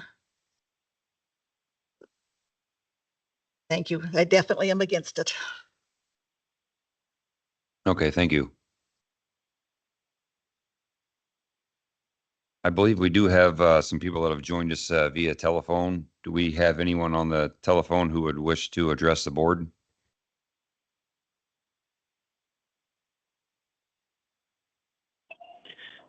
Yes, this is the applicant, but I would like to leave my comment for the closing statement. Okay. Is there anyone else on the telephone who wishes to address the board? Okay. Anyone in the audience? One last chance. Okay. 3 minutes. Don't even need 3 minutes. I appreciate everyone's time listening. It is a newer thing. Bitcoin itself is 15 years old, so it isn't brand new, but it is new to some people. So I do understand that people can have fears with new technologies. A couple things. I mean, just a quick, you can Google search. A substation itself can reach 50 to 70 decibels, right? That's already out there. There's a windmill already out there. You know, you can have your disagreements about the windmills themselves. We all have personal opinions on that for sure, but there are already noise that are existing in this place. In terms of the hydro or the closed loop, so we run air cooled at every other facility without any issues. We've got a picture of animals coming up to the sites in other locations. So a lot of these concerns, they're scarier in your head than in reality, and sometimes is what you tend to find with newer things. And with a closed loop hydro, it's going to be quieter than even the air cooled that we have running anywhere else without issues, including one in this county already. So that's all I have to say. I appreciate it. Okay, thank you. If we do have the applicant on the phone, if you would like to make your closing statement, you can address the board now. Thank you. This is John Paul Perrick. I'll be making this closing statement in conjunction with Jeremy Lane, the individual who opened up the conversation today with his opening statement. The gates, as mentioned, you know, they've been open previously. We've had to apply for these permits across the county in Iowa, and we are Iowans. We are law-abiding citizens. We've gone through the process like every other business. This facility will directly attract young talent to the area. And I'd like to highlight the benefits to the community, which I think have been droned out by the noise and some of these fears. And they're valid fears. There's a lot of information out there online about facilities, as mentioned by one lady in the Times, that are over 200 times larger than this facility. Those facilities also use air cooling and not water cooling. This is important for everyone to realize that we are asking to build a 4 megawatt facility, not a 300 megawatt facility like the one mentioned in the article. That is significantly smaller. The comparison of a large Bitcoin mine that is air cooled is comparing an average car with a Daytona 500 race car. It is not apples to apples. Now, how will the community benefit? There was a lot of conversations about the price of energy and how the grid and making sure the power would be available. I'd like Jeremy to pass out, which is also in the record already, our case study, which shows cheaper energy rates for all electrical customers. This is not just ourselves, but for everyone in a utility. Now, you might ask, where did the data come from? This data came from a FOIA request, a Freedom of Information request to the USDA. Utilities apply for loans, and in those loans, they have to submit financial data. And as some people brought up, the 2019 facility in Grundy, or the Grundy County, Iowa facility, uses energy. It uses a lot of energy. And on this case study, if Jeremy's able to enter it into the record, or it's already in the record, but able to give you guys that copy, it shows 5 charts on it. One chart is the cost per kilowatt hour for all the customers in the area. This cost drops by 20%. That's not savings for us. That's savings for every home in Grundy Center. These are potential savings for every home in Woodbury County. Every member who is close to this substation that receives power from the Woodbury County REC could see a discount on their electric bill. The average price of energy, back from the federal loan data, went from 1.2 cents a kilowatt hour down to 0.85 cents kilowatt hour. As you can see, It's not like in the next graph, kilowatt hour sales by customer type. The only load that changed in size was our load, the commercial industrial, and that's the red line. From 2019 to 2020, that did rise. Their industrial load was under the residential, and it went above it. It's not double, but it's 40,000 kilowatt hours compared to residential at 30,000 kilowatt hours. Simply put, more energy equals a lower cost per unit. That substation is not fully utilized. Every single month on your electric bills, you guys, as electric residents, subsidize that substation, which has a fixed fee, to NIPCO, the owner, that you pay regardless of usage. As we can see in this chart, the red line is the total kilowatt hours sold, and the blue line is the cost per kilowatt hour to all customers. This is a direct benefit to the community, and it shows a 20% drop in cost of energy. Now, that's not the only benefit. The operating revenue and patronage capital saw a substantial rise, reaching over $9 million, up from just $7.8 million in 2019. Meanwhile, as I mentioned, the total cost of electric service, though slightly increased due to higher demand, was offset by these improved margins. The cooperative operating margins showed a positive cumulative percentage change, jumping from 33% in 2020 to a cumulative change of 50% in 2021. Now, why is that important that the energy company makes more money? Well, electric cooperatives are owned by their members. Those members are you, sitting in the room today, and us. We don't get the patronage. We give that back to the members. We do not receive any patronage credits from these facilities, and those funds go into your pockets. We are directly supporting the grid and lowering energy rates for all customers. This is data, as I mentioned, backed by the federal government, data verified by them for a loan application by Grundy County REC. Now to talk about the noise. 50 decibels is a moderate noise level, not generally considered harmful to human beings. This noise level is under the limits recommended by the Environmental Protection Agency, the EPA. We're willing to monitor the noise on the site directly with the live noise reading devices at the property line and maintain and be in compliance with guidelines set in the conditional use permit. An upgrade to the cooling system is a measure to reduce noise. We'll also commit to adding a fence to create a visual buffer, which will not be an if-or statement, but will happen regardless of the noise. We like to communicate regularly with residents and landowners and are maintained and are able to address any concerns promptly. As mentioned, we will have our phone number on outside of the facility for anyone to call at any hour. How far is the proposed site from the residential areas and the distance mitigate potential conflicts? As mentioned, the proposed site is located 1,100 feet away from the nearest residential area. This significant distance, combined with the result of our noise assessment and the nature of our operations by investing an additional $900,000, will ensure that there will be no potential conflicts with nearby residents. Now, a lot of you mentioned, where did they get the data from? That was not from a facility we own, but from a facility the same manufacturer owns and operates of the equipment that's going in this area that we're proposing putting here today. This distance between the house and the facility mitigates any impact on the residential community in regards to noise. And we're happy to comply to specific noise decibel requirements in our conditional use permit. There was a comment about the job creation statistic. That came from a September 2023 PwC study, which is linked in our packet and is an independent research company. Will the REC have enough energy? Yes, the REC has adequate power to serve the grid. This is extra space, and the power is captured from the wholesale market. And Iowa has the highest amount of wind energy out of any state. At 68% of the energy produced in Iowa is from the wind. Iowa is the best place, the most economically friendly and environmentally friendly place to put this facility, and allows us to purchase and use clean energy that would otherwise be going to waste. Because we care about climate change and the future of our children, just like you.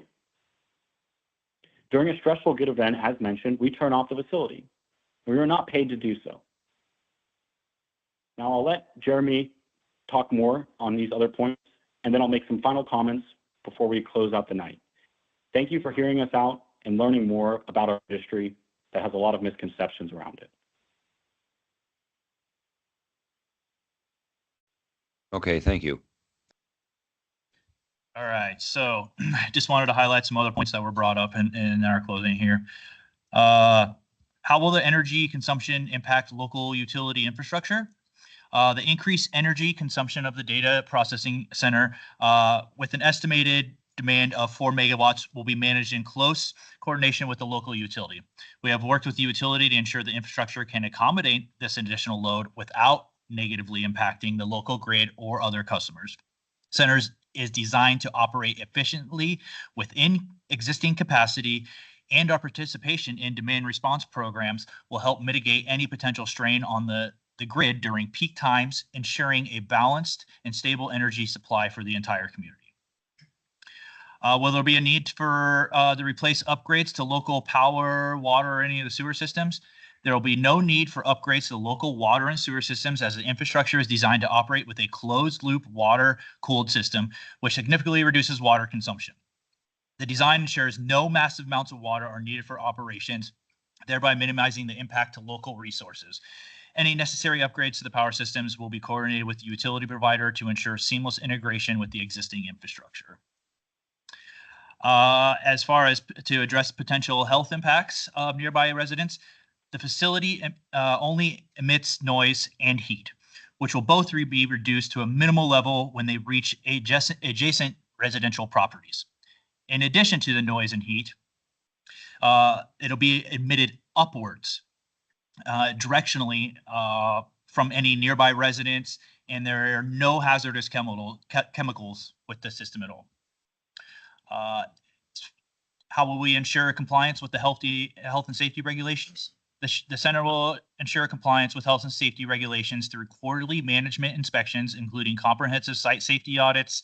These audits will focus on detecting leaks, identifying unnecessary debris, checking cable management to prevent incidents, ensure overall site cleanliness, include regular monitoring and removal of trash. This proactive approach will maintain a safe environment and ensure the facility is consistent and meets all the health and safety standards. There was a question about the electronic waste and other byproducts, how we would manage those. Electronic waste and other materials from the site will be managed responsibly. All electronics will be classified as e-waste and disposed of through a certified recycling program. As per the Iowa Department of Natural Resources, electronic waste can undergo electronic recycling with standard processes, ensuring environmentally safe handling. The pods used on site will either be sold or reused or scrapped, depending on their condition, to ensure the materials are either repurposed or properly recycled. These measures will help minimize the environmental impact and promote sustainability throughout the site's life cycle. Sorry, it was editing something. What recycling or disposal practice will be followed? Our facility follows a comprehensive recycling and disposal practice to ensure both environmental sustainability and regulatory compliance. For electronic waste, we partner with a specialized e-waste firm, JK's IT Decommissioning Services, which handles secure, compliant, environmental responsibility disposal of our electronic assets. Additionally, porta potties are provided on site to ensure sanitary conditions for all the personnel. We don't have any future plans for expansion. Both the utility and the data center have yet to make any plans for future expansion. As far as the newer water-cooled site, we have tested this with the manufacturer. That's where all those numbers came that we gave you from, was from our manufacturer, and provided these exact measurements of the fans. The facility uses a different cooling technology, and the sound cannot be compared to the air-cooled facility. We are requesting the installation of an industrial air conditioning unit. We are explicitly using a system that does not require water outside of the initial 200 gallons. It's a closed loop, meaning that the water doesn't leak and shouldn't need replacing. For the past year, like I said before, the utility has requested our facilities currently in Woodbury County to shut down for a total of 286.5 hours or 11.93 days. That's since 2019. We have done this successfully over 1,000 times across our facilities. The noise levels in compartments like housing like older pigs, they're closer to like 70 decibels plus or minus 5. So somewhere in that range, very similar to where we're at. Are these facilities going to be required to be like a lower decibel, like that we're required, a 58 decibel because of the sound? So that's just something that we're, any hog confinement facilities. So they're just as loud. So I'd like to address the, yes. I like to address the noise and the noise tests. That chart does show hertz and the level of sound across the facility. We can guarantee the noise level will not be heard outside of the property line by using this, by using the air cooled, or not, sorry, the water cooled. We've got too many different systems. I said the chart on there, it shows hertz as well as decibels and the level of the sound across the facility, but we can guarantee that the noise level will not be heard outside of the property line by using that new water-cooled facility. Have you conducted a certified noise impact assessment? We provided the acoustics for that. That's what I'm talking about with the hertz on there. We provided that. That's straight from the manufacturer.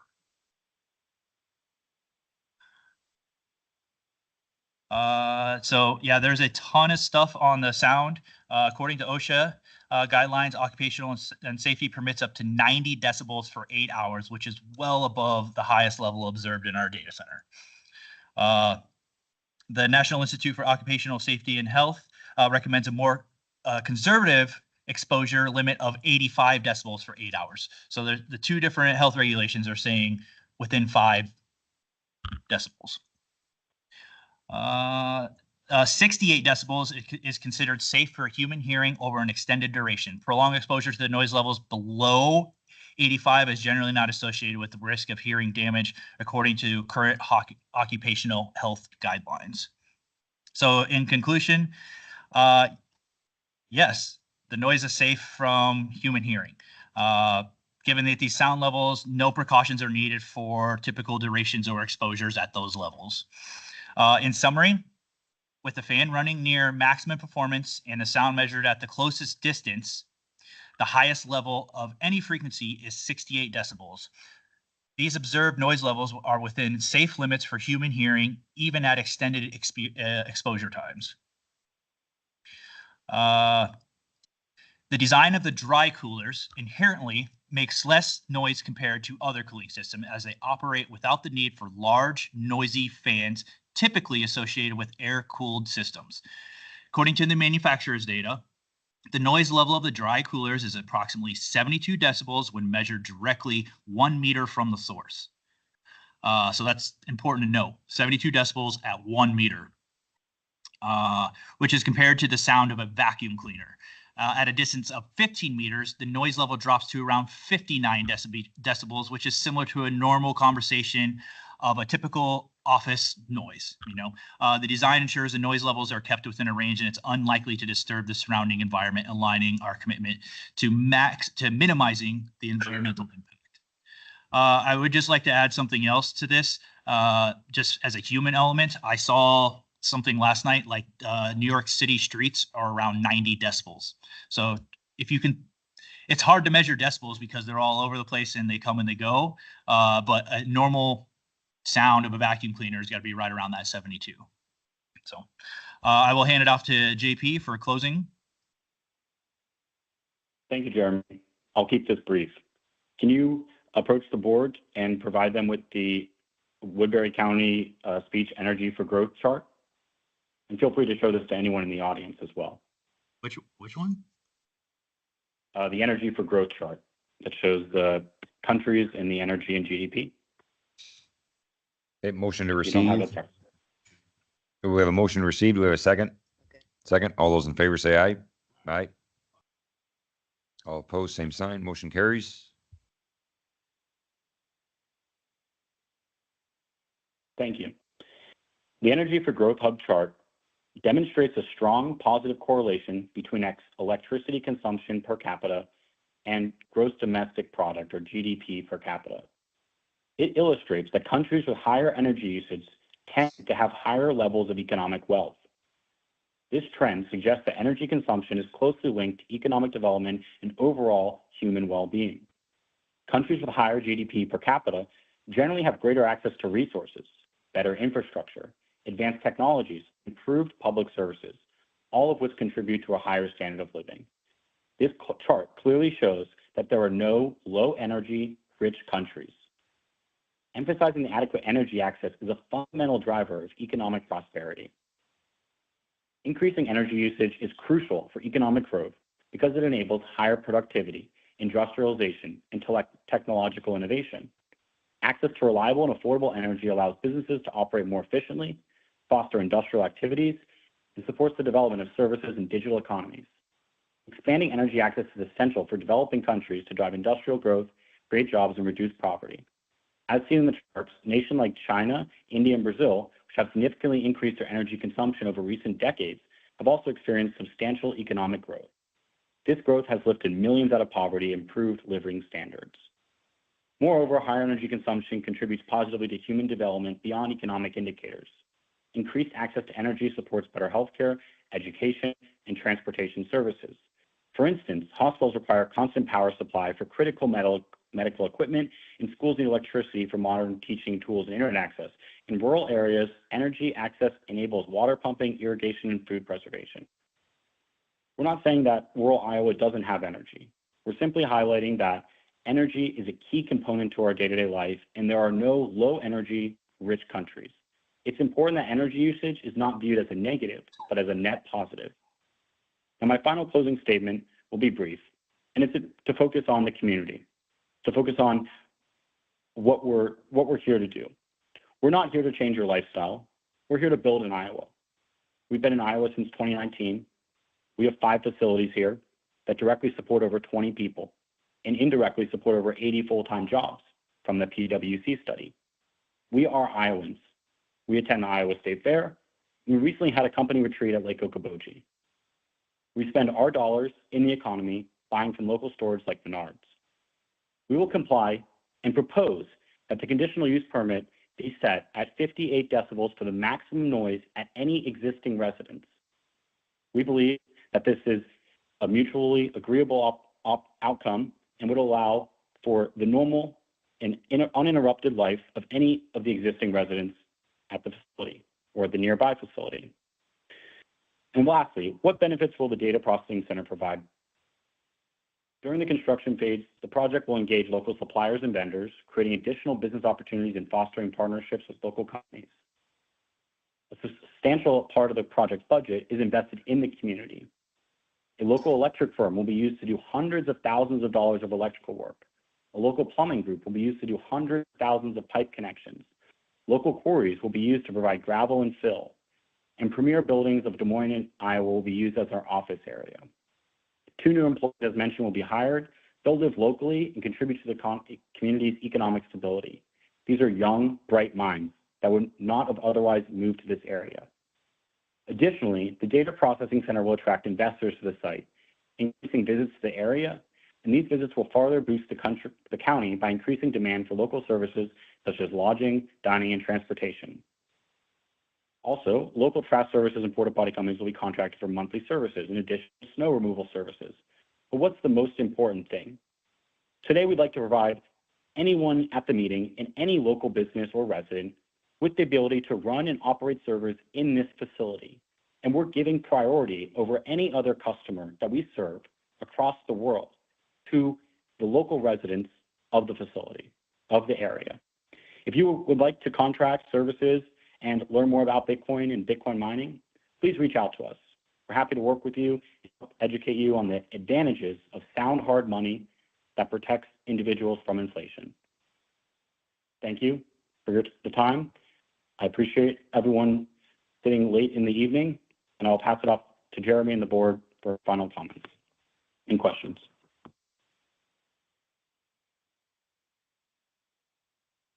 Do you have anything further? Okay. Okay. Anybody on the board have any questions for anybody in the audience or applicants? I have a question for the gentleman on the phone. Just curious, how much would it cost to move this facility, say a half mile away from that substation? The cost could be upwards of $400,000 to move this facility. Would that be a make or break amount? Yes, moving this facility away from the substation would increase the cost to build out this facility. And right now, the current cost is around $150,000 in upgrades. So it would make it not feasible to do operations. Also, we would have to add road access and other types of access developed as well.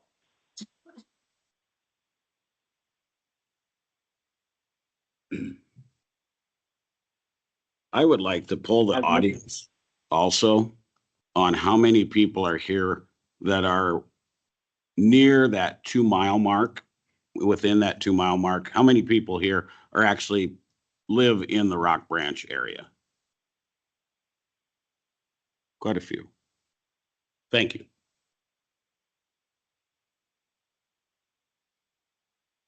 Anyone else on the board have any further questions?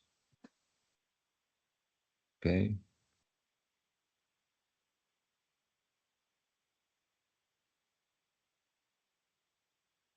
Do you guys have a problem with someone else? Another 3 minutes?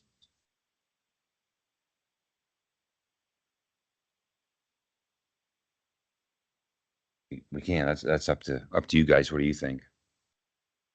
You guys want to hear from someone else, or do you want to?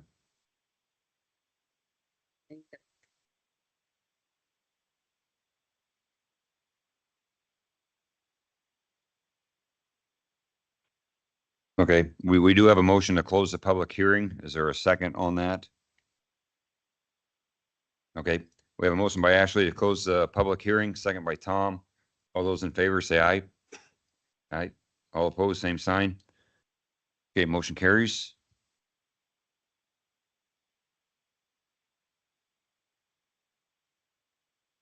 Well, I guess I would, direct you guys to, open this discussion time up now. And just see what everyone is thinking before we throw any motions out or anything first. What are your thoughts, concerns, ideas?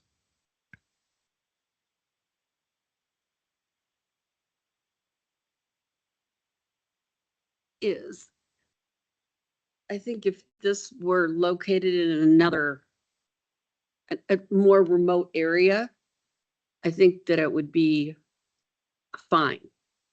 I just am concerned about the people that are here. I mean, I'm concerned about the people in the neighborhood because they're definitely against this project. And I just feel like, I think they've done, the company has done a lot of work and a lot of preparation for this. And I think, we really appreciate all the work that you went to fill out the paperwork and get that information to us.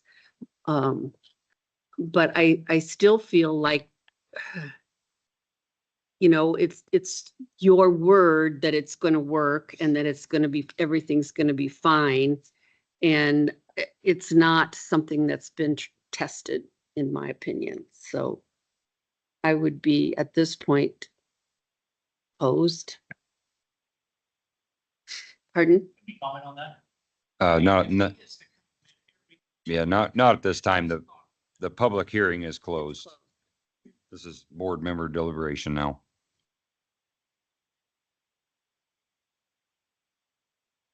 I guess, kind of along with what you said, Pam, like you say, in the right setting, maybe there's no issue. There is one of these operating in Woodbury County, and we heard zero complaints about it. We had zero comment or input from the public on that. I'm a little concerned about, even though this closed loop system, I'm still concerned about the variations of the noise potentially that could happen or could arise from this. We don't have any dead guarantee that the sound won't travel. Property values, being next to something, expanded like this, is maybe an issue here. The applicants say there could be minimal noise to this. I mean, how do we know, since we don't have a real example, in front of us to listen to, or get the real data other than what we've got, from the manufacturer? I would like to address another concern that I have, and that's the health issues. I've read several studies that have been done, nothing conclusive. I mean, they have not come up with anything that definitely says we've made a direct correlation between the decibel levels and the health issues that people were having. But I still have a concern that, we don't want people getting sick out there. We don't want to exacerbate their health issues anymore by having this noise there. And I just, it's such an unknown. I just am concerned about saying yes to something that I really feel has the potential to possibly have health risks and things like that.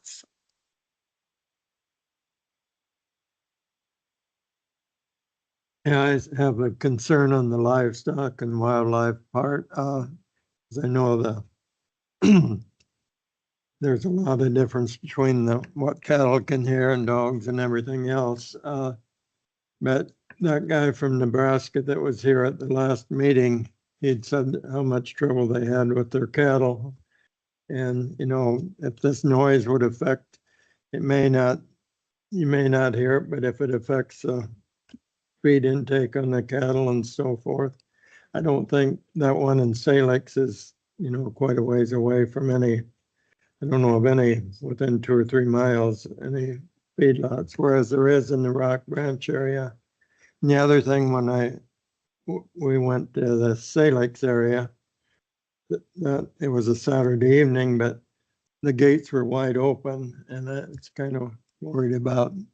That may have been only a once a year happening, but the security is another issue I have with it. And I also think it's important for us to be really mindful of the neighborhood considerations. It was stark to see the opposition to this as opposed to those in favor. And again, there was a lot of information provided to us for consideration, but I don't think that we can negate the impact of the community and the neighbors to this. And so that also weighs heavy on me. One of the things that I do like is that the Ashleys are one of the closest people to this project. And I do respect that. That doesn't happen a lot of times with projects. However, I think the burden of proof is on the applicant to prove that it is both convenient and desirable for the community. I think it's pretty obvious that the community doesn't feel like you've met that bar, and that is a high bar. I actually have to, in full disclosure, I own land in Section 3. This doesn't affect me. I don't live there. I don't live anywhere near there. But I do have real issues with, when you talk about how far the closest residence is, you have to remember that these people own that land and they have the right to utilize that land. So there could be residents closer. You have to realize that just because it's a farm doesn't mean that you can't treat it like it's somebody's home. And we don't want to take their rights to their property away in order to grant you rights. The whole goal of this board is to make something that works for both parties. And it's your burden of proof to prove that you can do that. And I find it that I don't think you quite met that bar. I do think there's economic benefit to this. I do think NIPCO pushes for a lot of big projects.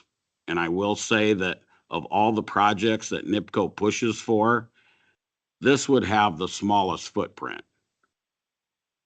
You know, so our power companies are looking for large users of electricity. That is true. So even though I wouldn't have a problem with this, and my land is a neighbor to this, I think the fact that the neighbors that live there, I just can't see us going against their wishes in order to give you a special right to come into an ag zoned area for a special, for a conditional use permit. That's my where I'm coming.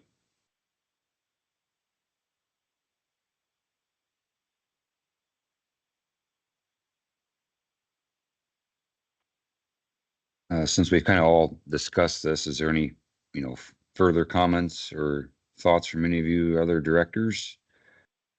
Or do you believe we have maybe reached a consensus where we could start formulating a motion?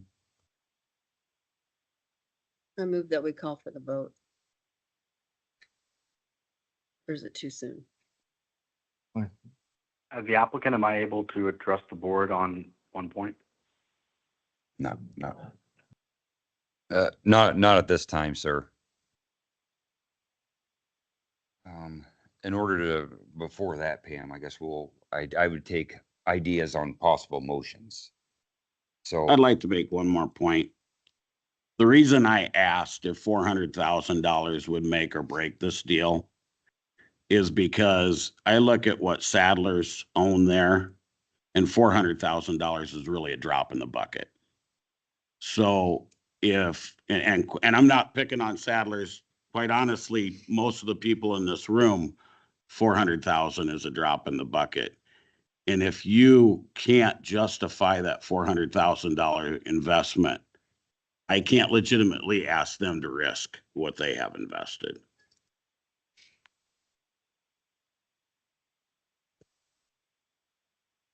do any of you guys have an idea for a possible motion?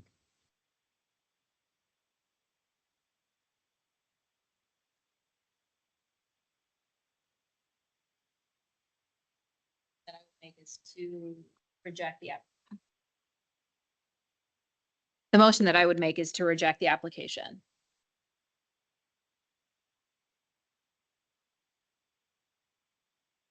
Yeah, for the reasons that we just discussed. If I didn't take notes to enumerate them.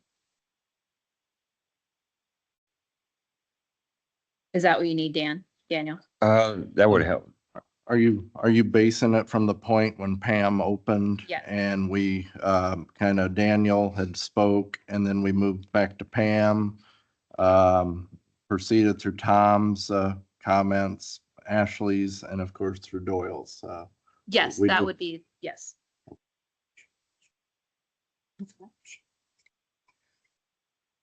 Would you guys like to summarize, what you would want to have said in a motion, just a brief summary, like, I'm concerned with the potential variations, in the fan noise.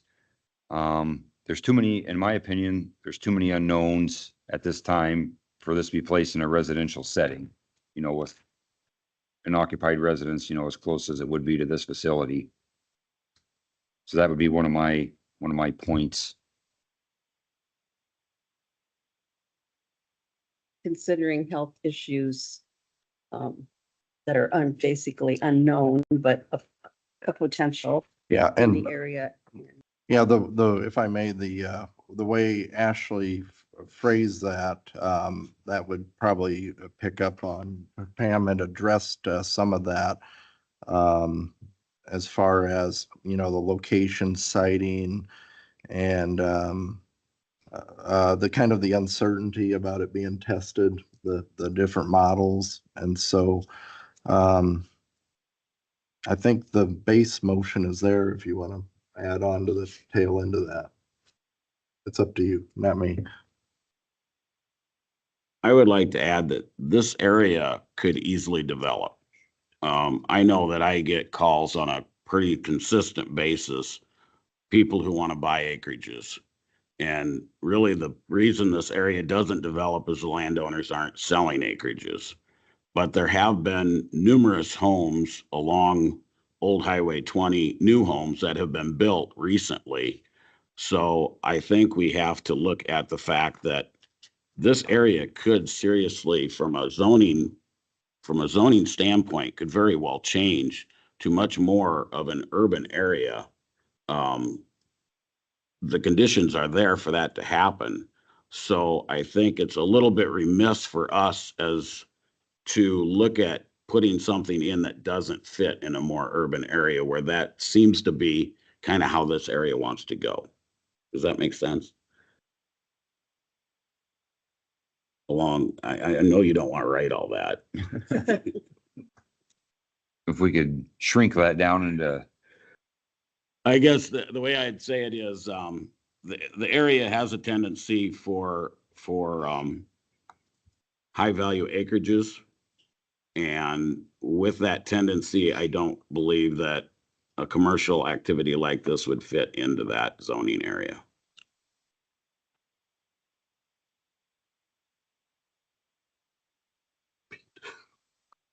could you kind of repeat that one more time, Doyle? You kind of touched on the fact that the tendency of the high value acreages does not reflect the commercial aspect. Adding a commercial component to that area if it has a tendency to want to go to more of a residential area.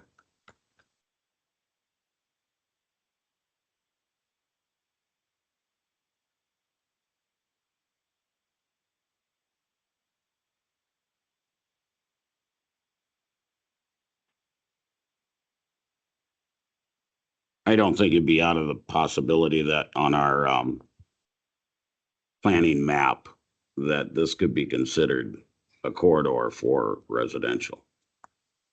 Would you think so, Dan? Much of the area, the land use summary, the zoning future land use map has a primary emphasis for agriculture in that area. We logistically allow for further house development as far as the rezone process. That's where we have the agricultural estates zoning district, which actually facilitates continued ag, but it allows for additional houses with the understanding that you have to have a minimum of 2-acre lots, but with the understanding that farming lifestyle can continue, and all the benefits of living in farm with scrutinization of increased density in an area. And that would be up to the zoning commission and the supervisors to scrutinize whether an area could have additional housing that's outside of ag. Right. The agricultural exemption is another story as far as farming and houses, but as far as the density-based issues, we have 2 districts that kind of handle the future to residential. But as far as the mapping out there is for agriculture.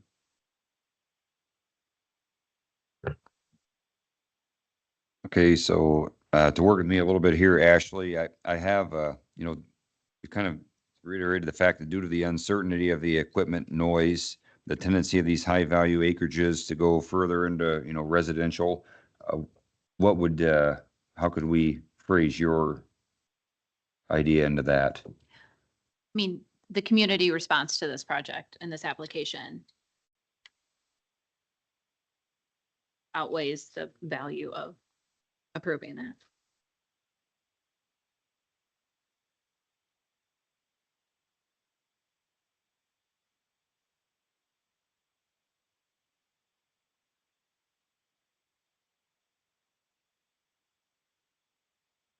So we have uncertainty of the noise of the equipment, the tendency of the high value acreages to go further residential, and the community opposition. Am I missing? Does anyone else want to add any more points to that? Well, To help. if I may, when you look at your conditional use permit criteria, It seems from when Pam started and we went through each board member, you were addressing points within those criteria, and a lot of them linked to either information that is uncertain, not, specific enough to latch on to the specific criteria. And if you look very carefully at what you're identifying here is a big theme that came out here tonight is the proposed use will not have a substantial undue adverse effect upon, here are the key words, adjacent property, the character of the neighborhood, traffic conditions, parking, utility facilities, and other factors affecting public health, safety, and general welfare. So you're within that realm. So I just pointed out to kind of consider that. Could we add that into our motion, that exact wordage, and include, okay.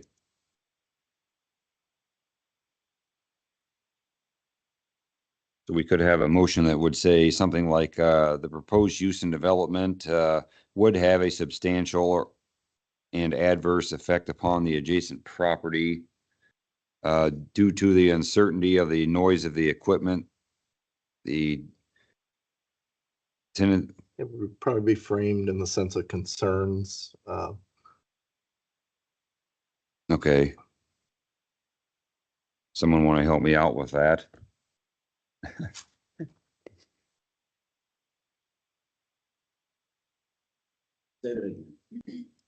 So we're looking at C, item C, on our requirements for conditional uses.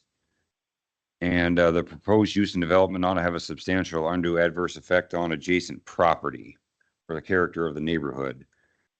Well, we are concerned with the uncertainty of the, noise of the equipment, which, we talked about.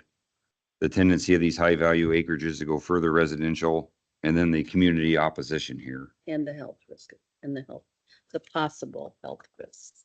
Okay.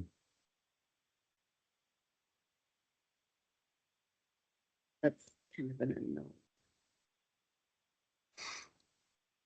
A lot of studies have cited this. Are we okay with that part there, Dan? The health risk? Yeah, possible, things that fall within, you're looking at the uncertainty behind these things. Okay.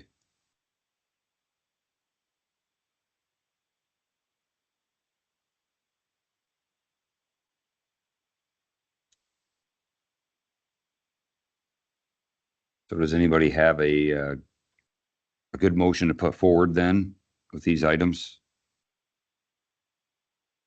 I've got it here, but Just I don't- read it. all right. It'd be probably a good idea instead of making a motion to discuss the language of the motion before you make one. Sure. So what do you guys think of, I guess due to the uncertainty of the equipment noise, the tendency of the high value acreages to go further residential, and the community opposition and the possible health risk, this permit, we deny this permit because the proposed use and development will have a substantial or undue adverse effect upon adjacent property and the character of the neighborhood. But instead of will, I would talk about potential uncertainty. Okay. Yeah. Could potentially. Okay. Without further clarification. Okay, so due to the uncertainty of the equipment noise, the tendency of high value acreages to go further residential, and the community opposition, along with a possible health risk, we will deny this proposed use. We will deny this conditional use permit. You gotta help me on this one part here, Dan, but I want to get this right. Sort of the thinking out loud. Mm-hmm. Okay, you got to flush it out to look at You've received testimony and again, if we go back to where Pam started and go through there, you touch on many of those items, but you're concerned about the potential impact upon the adjacent property, the character of the neighborhood, and items such as potential impact on public health and safety. So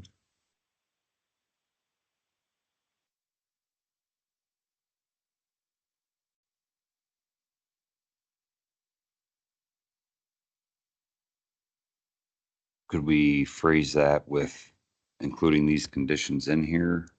I think so. I think kind of you can actually include based on testimony learned as well. What do you think? Do you want to? I'm going to pass this down to you guys so we get it right. Well, he We're seems to looking at think item that C. he seems to think that we need to restate this. Mm-hmm. So we need to, based on the testimony. Okay. I think based on the application, not directly.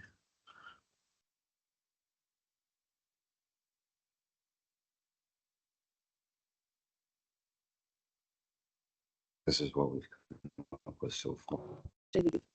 That's exactly what we want to say. Mm-hmm. But I don't know how much more wordage from this paragraph that we need to put in there.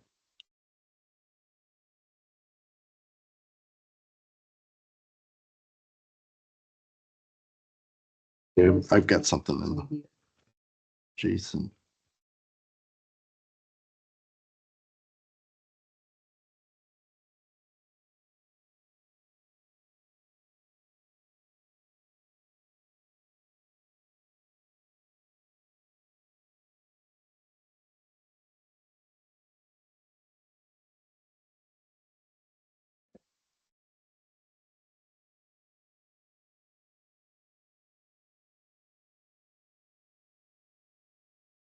You ready? Oh, Ashley and Doyle are looking it over. Okay. I think if you go to motion to deny the application due to the application and testimony not clearly, you want to put it on the application. Okay. Not clearly addressing the impact on adjacent property, the character of the neighborhood, and the public health and safety and general welfare Okay. of the community. The community. So something, if you want to add some of Doyle's stuff to it. Okay. Whoops. So it would be not. Character of the neighborhood and the public health and safety and general welfare of the community. And the ability for. Okay, if I may, board members. If I may, you're looking at the application and the application that was presented to you in a way that you were left through the testimony with a set of uncertainty based upon what we learned here tonight from everybody involved. And so I think it would have to entail something of a denial of the application to the application and testimony not clearly addressing the impact on the adjacent property and the character of the neighborhood, public health, safety, and general welfare of the community, something of that nature. So it may be what you might want to, and that's up to you. What do you guys think? Something along that lines? We make a motion to deny the application due to the application and testimony not clearly addressing the impact upon adjacent property, the character of the neighborhood, and the public health, safety, and general welfare of the community. You guys okay with that? Do I need to restate that and then take a vote? One of the board members will have to make a motion. Okay. You want her to read it? Okay. Yep. All right. I will make a motion to deny the application due to the uncertain impact upon the adjacent property, the character of the neighborhood, and to public health due to the uncertainty. Do I need to say something different? Did you catch that application part in the beginning? The bottom one? Yeah, it's the one on the bottom. So read that first. Okay, Yeah, we're gonna start this over. Thank you. Apparently. So I make a motion. I make a motion to deny the application due to the application and the testimony not clearly addressing the impact on the adjacent property, the character of the neighborhood, and the public health and safety and general welfare of the community. Now, do I have to read the top part? No. Okay, that's it. That's my motion. Okay, so we have a motion by Ashley. We have a second. Second by Tom. Is there any further discussion? All those in favor say aye. Aye. All opposed, same sign. Okay, motion carries. Thank you, guys. Okay. Just to reiterate the fact here to the applicants that any person desiring to appeal the board's decision to a court of record may do so within 30 days after the filing of this decision with the Planning and Zoning Office.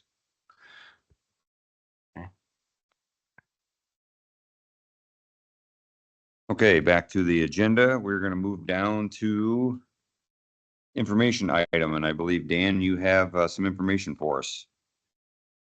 Yeah. Let's see here. Okay, information item.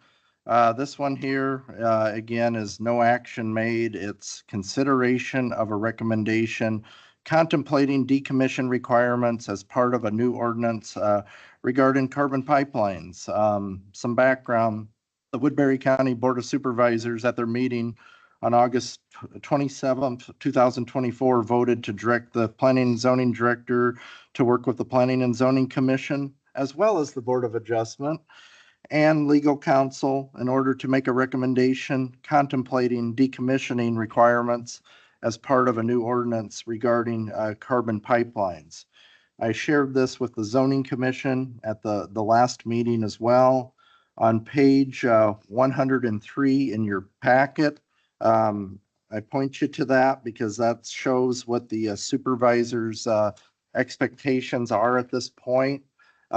We've all been watching South Dakota and the Utilities Board, and I think all that stuff very closely over the past several weeks and months. And so Supervisors Taylor and Nelson put it forward to look at if they do get kind of placed in the ground, to look at what are their, as far as possible decommissioning options. And so they've charged me to kind of start looking into that, as well as working with both boards. So at this point, we don't have any heavy lifting tonight. I just want you to be aware and start thinking of it from a research standpoint, because all bodies are going to be researching it and kind of looking at it to see if there's something out there from a legal standpoint to address that. But I'll just kind of leave that at this point, that we're interested in looking at what our options are, if any, as far as potential pipeline decommissioning. So if you have any questions of me, I'd be happy to ask or answer. Any of you have any questions for Dan on that? Okay. Nope. Other than more to come. Hey, Dan, we'll go ahead and move down to the next information item. Okay, does that put us on the wind one? My eyes are kind of tricking me right now. Yes, I believe we're down to that one now. Okay. Yes, this is another information item. The Woodbury County Board of Supervisors are, you may have seen last night, public hearings have been scheduled to look at revisiting the CWICS, the Commercial Wind Conversion Systems Ordinance number 56.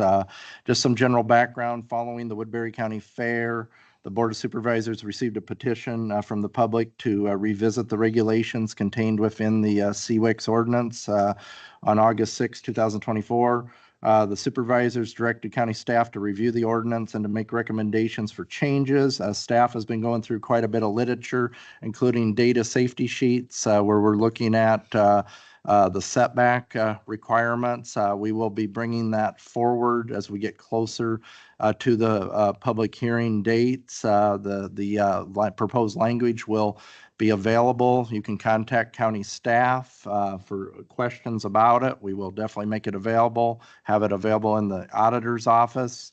Again, the supervisors would have up to 3 public hearings beginning on September 17th, September 24th, and October 1st. They all begin at 4:45 p.m. So any questions of me on that one? No, I don't believe so, Dan. Okay. We can move down to, are you done with that? Yeah. Okay, move down to the next information item, please, then. Another item we have is the Board of Supervisors asked us to look at the potential of nuclear energy. We had touched on this kind of at our last meeting for informational purposes. The supervisors back in July voted to direct the zoning commission on this one to look at the process of exploring nuclear energy. As of this point, we found out it's a very complex, heavily federal regulated issue. Emergency Services Coordinator Michael Montino actually came to the zoning commission a bit and talked at their meeting about the emergency consequences in particular of looking at that. It will definitely would have a definite impact at the local level as well as federal regulations, but it's one of those things that we have to look at very carefully, the study of federalism, the role of what the national government and the state government does. It's not one of those things where you can overnight just, put a nuclear plant in, but we are looking at the aspects of how could zoning potentially facilitate the opportunity of nuclear. We're definitely, even in tonight's meeting, we're talking about the grid resiliency and everything. And is that a potential option that could be the menu of options to energize the counties? So we're very mindful of harvest and everything coming up. We want to have a very impactful meeting. And so I've talked to some folks, including our department liaisons. So we're going to try to carefully schedule that so we don't have it impact harvest, but keep the conversation kind of going like we did with solar last year. I think that the solar debate that we went through last year, we were very cautious and deferred to everything that the farmers are experiencing out in the field and everything, but we'll try to keep the communication channels forward on that as far as scheduling. It will keep appearing on the zoning commission for a while as far as discussion. So I encourage you to stay engaged. I encourage the public to watch the agenda, question the office, ask us things, and we'll be very forward on what's going on out there. That's all I got with that. If there's any questions. Any questions for Dan on that, guys? Okay. Are there any public comments on matters not on the agenda? Okay, seeing none, I'll move down to item 7, staff update, and I'll refer that to you again, Dan. I think we generally covered everything. I think the big thing is the wind debate is coming up. That will be a very significant debate, I think, as it has been in the past. As far as the zoning, again, harvest is coming up.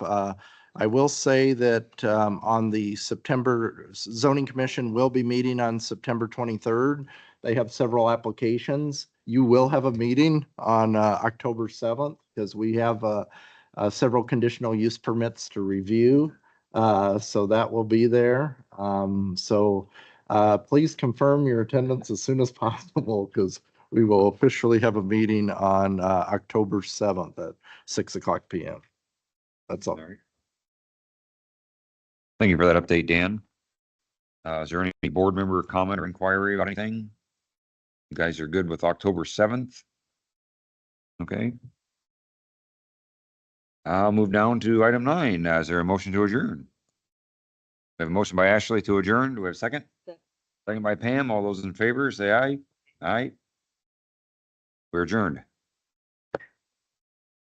And we will